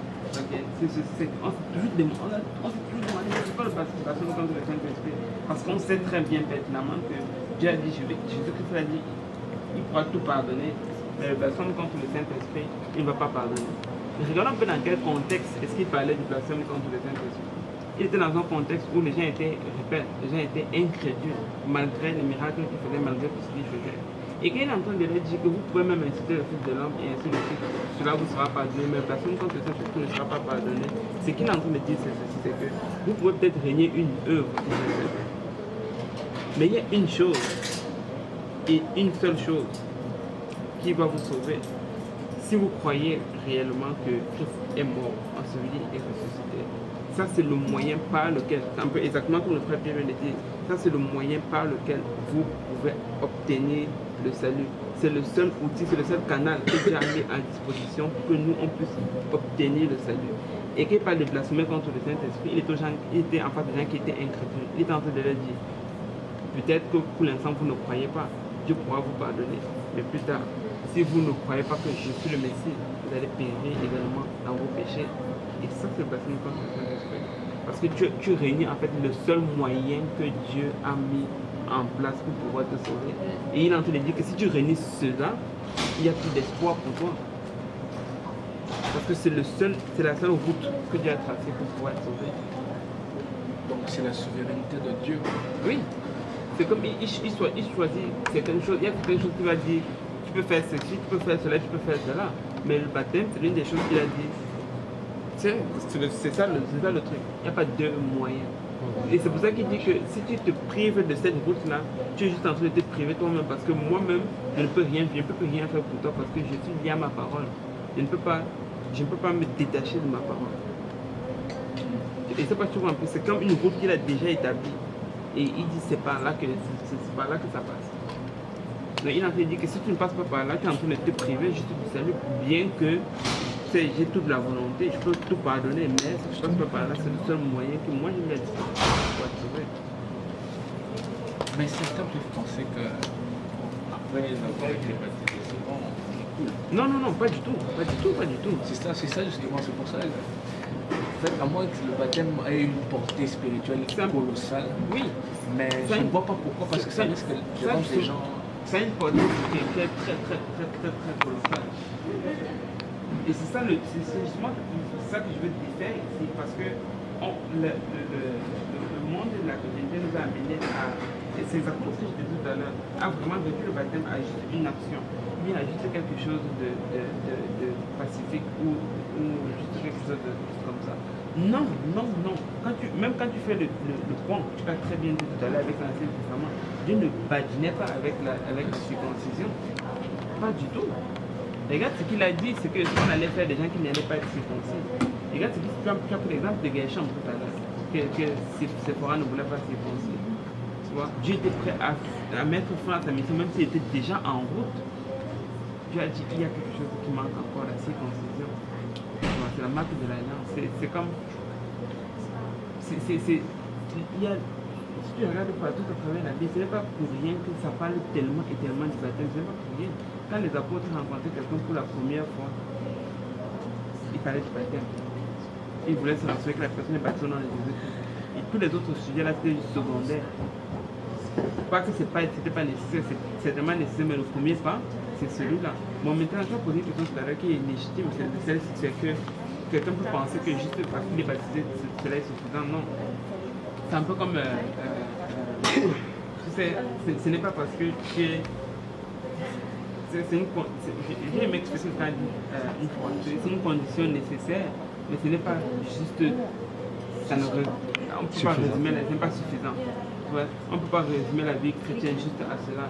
Le baptême te fait entrer dans le royaume de Dieu, ça te met en position de départ pour commencer ta marche chrétienne, mais tu ne t'arrêtes définitivement pas là. Ouais, tu dois continuer à marcher. Mais si tu n'es pas encore baptisé, tu n'es pas encore arrivé à ce point. C'est un peu ça. Donc l'un n'exclut pas l'autre. Aussi, j'allais dire, en fait, c'est pour ça que Jésus-Christ dit allez, faites de toutes les nations les disciples, les baptisants et ensuite enseigner. C'est important l'enseignement parce que quand tu regardes dans les enseignements, tu vois dans le titre, il te dit clairement en fait que la grâce de Dieu nous enseigne à renoncer justement aux vaines façons de vivre dans le monde. Tu comprends un peu? C'était plus le problème ça prend d'enseigner la personne. Ah, ok. Pourquoi tu as fait l'histoire? Même depuis l'Ancien Testament, ouais. Tout ce qui touche l'évangile, Dieu a toujours fait une histoire. Je donne par exemple le cas Moïse qui frappe le rocher. Le monde peut dire que c'est juste trop simple, tu vois. Mais Dieu en a fait une histoire parce que c'est le chemin. Ouais. Il y a plein d'histoires. Il y a vraiment. C'est même l'histoire que justement qui vient de parler. On va voir ça la semaine prochaine. Ou bien Usa qui touche l'âge de l'alliance. Oui. Tu vois, ça c'est. Dieu l'a frappé sur le champ.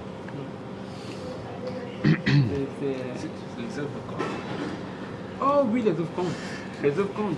C'est les œuvres comptent. Sinon, on ne serait pas ici. Les œuvres comptent. Ce qu'on dit, c'est qu'on ne met pas nos œuvres comme étant le gage de notre salut. Mais les œuvres comptent très bien. Elles ont toute leur place. Amen. Amen. Amen. Si tu peux aller à 450 000 à l'heure pour le Seigneur, vas-y à 500 000 pour le Seigneur. À l'heure pour le Seigneur. On veut faire le maximum qu'on peut pour le Seigneur avec la bonne motivation. Ça compte. Ça compte. Et si on continue, on va bientôt atterrir. Ok, ne vous inquiétez pas. Ah oui, ta question, tu avais une question que j'avais posée tout de suite. C'était quoi? J'avais parlé du fait que de la circoncision. Ah oui, merci, voilà, c'est ça. Ok, elle a demandé si la circoncision charnelle est encore bonne. Ok, la réponse est oui. Est-ce qu'elle est obligatoire? Non. La raison pour laquelle c'est toujours une bonne chose de faire la circoncision, c'est que même pour les causes sanitaires, c'est toujours bien qu'un enfant soit circoncis, ça évite après les causes. C'est pas scientifiquement possible. Tout le monde n'est pas d'accord avec ça. Certains médecins disent que c'est bénéfique, d'autres disent que non. C'est un champ personnel, je pense. C'est ça, mais moi je ne savais pas ça, mais moi ce que j'ai plus entendu, c'était que cliniquement c'est mieux. Ils ne sont jamais d'accord de toute façon. C'est ça, c'est difficile. Je serais curieux de savoir quoi le pourcentage, combien qui sont pour, combien qui sont contre, mais je crois qu'il y en a plus qui sont pour là.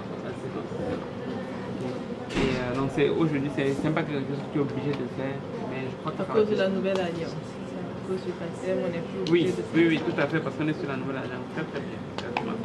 C'est exactement de ça que Paul parle dans Colossiens 2. Amen. Moi j'ai fait circoncire mon fils, c'était le 14, le 13 avril. Et ça fait peur. Oui, bon, ok. Laisse-moi voir. Ça fait peur? Ok, ça n'a rien à voir. Moi, au début, là, j'entendais circoncision. J'avais une idée de c'était quoi, il y a le sang qui coule, ok, pas plus. Ok, c'est avec une affaire, qu'on coupe un peu ta chair et puis je ne savais pas plus. Jusqu'au jour où je suis entré dans la salle avec ce médecin-là qui était en train de circoncire mon fils. J'avais envie de lui donner un coup de poing. Tu es sérieux que c'est ça que tu fais, ça la circoncision? Et là j'ai commencé à penser que lui, il a l'anesthésie, il pique, et puis le bébé ne sent rien. Il sort de là, il pleure 2 fois, 3 fois. Le petit, il est vaillant quand même. Il sort 2, 3 fois, après, il est correct. On donne un peu de biberon et autres, il est correct.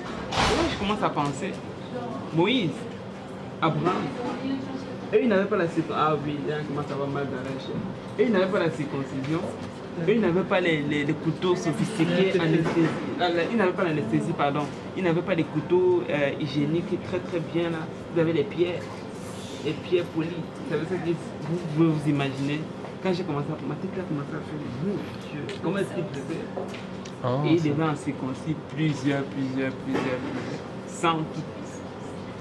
Oh, ils étaient décidés à rentrer dans cette alliance-là, je vous dis. Ok, je vais prêcher, je n'avais pas prévu de ça. Et avec autant de douleur, après, ils ont quand même péché quand même.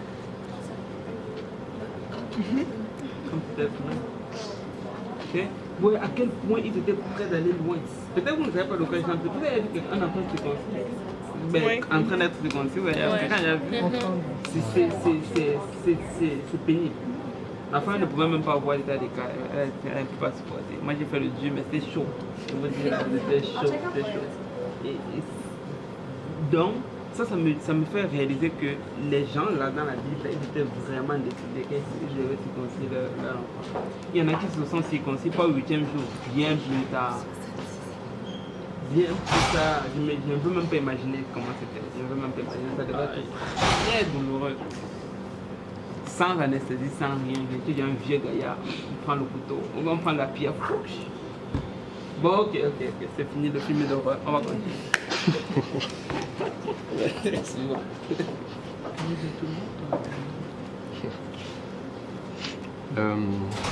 C'était quel verset là? 8. Ok, 8, finissons vite là. Vague lui répondit la fille de Pharaon, et la jeune fille alla chercher la mère de l'enfant. La fille de Pharaon lui dit, emporte cet enfant et allais-le. Je te donnerai ton salaire. La femme prit l'enfant et l'allait. Et l'enfant. Oh, ok, vas-y, finis, on va s'arrêter là. Quand il eut grandi, elle l'amena à la fille de Pharaon. Et il fut pour elle comme un fils. Elle lui donna le nom de Moïse, car dit-elle, je l'ai retiré des eaux. Je l'ai retiré des eaux. La fille de Pharaon, verset 9, lui dit, apporte cet enfant et allaite-le-moi. Ok, la fille de Pharaon a payé la mère de Moïse pour allaiter son propre fils. Oh, que Dieu sait se jouer de l'ennemi. Donc des fois, l'outil là que le diable va utiliser, et ça arrive tellement et tellement encore, l'outil là que le diable va utiliser pour essayer de te détruire, Dieu va utiliser la même chose pour te bénir. Et vous qui pensez que les allocations familiales avaient été créées par le Canada, non, elle était payée pour allaiter sa propre fille, son propre fils. Et ça là, il n'y a que Dieu pour faire ça. Amen. Et toi qui es en train de penser qu'il faut que tu ailles trouver un deuxième emploi, un troisième emploi, ah, pauvre toi. Dieu peut te bénir avec juste un seul emploi. Avec un seul emploi, il peut te donner un salaire de 4 emplois. Je ne suis même pas en train de blaguer, je suis sérieux. Amen. Avec un seul emploi, il peut te donner un salaire de 4 emplois. Ok. Donc, faisons juste confiance en Dieu. Question? Non, c'était par rapport à la retraite, mais je vais trouver ça. Ok. Amen. Donc là maintenant, Moïse se retrouve dans la maison de Pharaon. Pharaon qui était supposé donner l'ordre qu'on le jette dans le fleuve. Mais là, il se retrouve même dans la maison de l'oppresseur. Et Dieu a dit à l'ennemi, tu penses que tu vas oppresser mon fils, c'est toi-même qui vas payer pour sa nourriture. Tu penses que tu vas l'oppresser, c'est toi-même qui vas le bénir. Toutes choses concourent bien de ceux qui aiment Dieu et de ceux qui sont appelés selon son dessein. Donc si le diable veut me faire du mal, qu'il me fasse du mal. Là, c'est bien de ceux que Dieu aime. Parce que Moïse n'aimait pas encore Dieu, c'était un bébé. De ceux que Dieu aime. De ceux que Dieu aime. Mais j'imagine que ses parents aimaient le... Oui, c'est ça, Mais- c'est ce que j'allais dire aussi, sûrement à cause des parents. Ok. Mais cherche un peu le passage quand même. Cherche un peu le passage, tout combien de ceux qui aiment. Oui, je suis d'accord. Mais je dis dans ce cas précis, dans ce cas présent, ça a l'air d'être de ce que Dieu aime. Car il nous a aimés en premier.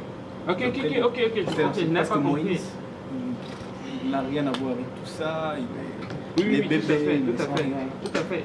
Et il est aussi protégé. Ok, comme je n'ai ça. pas compris ta question. Je pensais que tu disais que la Bible dit que toute chose encore bien de ce que Dieu lui il aime. Non. Ok, j'allais dire que ça dit plutôt le contraire. Mais tout à fait, et ce qu'ils ont donné comme point, c'est exactement ça. C'est que c'est l'enfant là, il bénéficie de tout ça simplement parce que ses parents sont chrétiens. Papa et maman sont chrétiens. Papa et maman sont de l'église, sont des lévites. Mais les autres Hébreux n'ont pas bénéficié de la même grâce. Donc c'est aussi Dieu qui est souverain là. En même temps, c'est pas ce qu'eux ils faisaient. Et en même temps, il y a une autre chose, sincèrement, là, c'est que là, la Bible nous parle de l'histoire de Moïse. Est-ce que tu penses que ça veut dire forcément que c'est seulement Moïse qui a échappé à la sentence de Pharaon? Peut-être pas. Peut-être que Dieu a sauvé d'autres enfants d'une autre façon. Et qu'est-ce qu'il faisait? Là, la Bible nous met en face sur Moïse, probablement parce qu'il avait une mission bien particulière, mais ça ne veut pas dire que Dieu n'a sauvé personne d'autre. Tu vois ce que je veux dire? Parce que tout n'est pas là-dedans. Je ne suis pas en train de dire que Dieu a sauvé toute personne d'autre. Peut-être qu'il y a des enfants, il y a des parents qui servaient réellement Dieu et que leurs enfants sont morts.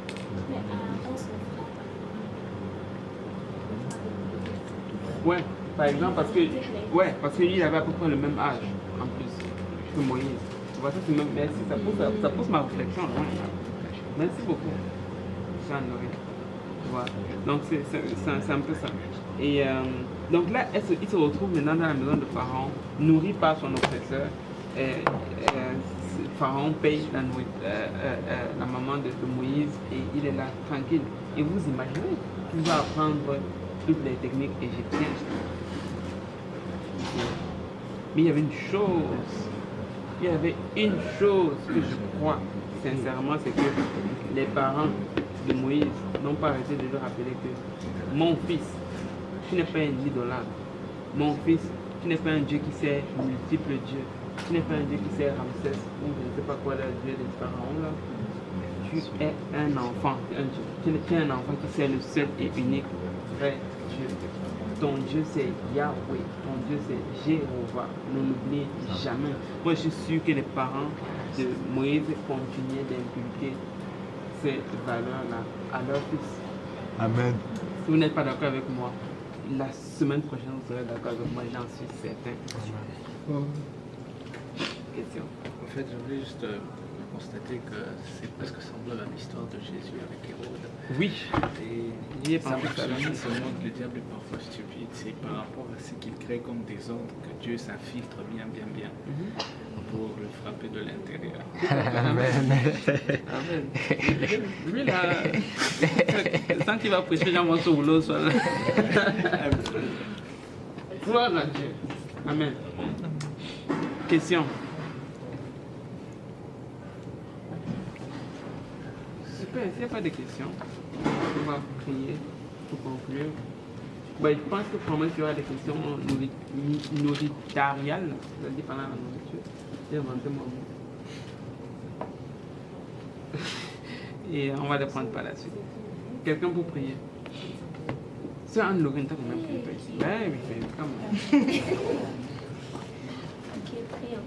Seigneur, je sais pas comment Seigneur, on prie pour la parole que tu nous as montrée, Seigneur. Je te remercie, Seigneur, pour tout ce que tu as fait dans le temps, Seigneur. Maintenant, nous te prions, Papa, que tu nous donnes la grâce et la force, Papa, de mettre tes paroles en pratique, Papa. Que nous soyons, Papa, des faiseurs de la parole, et non juste ceux qui entendent. Nous te prions, Papa, de bénir ce temps de fraternité, Papa, de bénir leur péché, et de nous garder pour notre prochaine édition, Seigneur, afin que nous puissions grandir dans la grâce et dans la connaissance. Au nom de Jésus. Au nom de Jésus. Amen. Le repas est là. Servez-vous. Que le Seigneur vous bénisse. Amen. Amen. Oui. Moi j'ai une question. Oui. Elle a Ok, pardon. Parce que son nom, c'est la fille de Pharaon qui a donné ça, et Dieu a quand même approuvé, malgré le fait que ça... Oui, oui.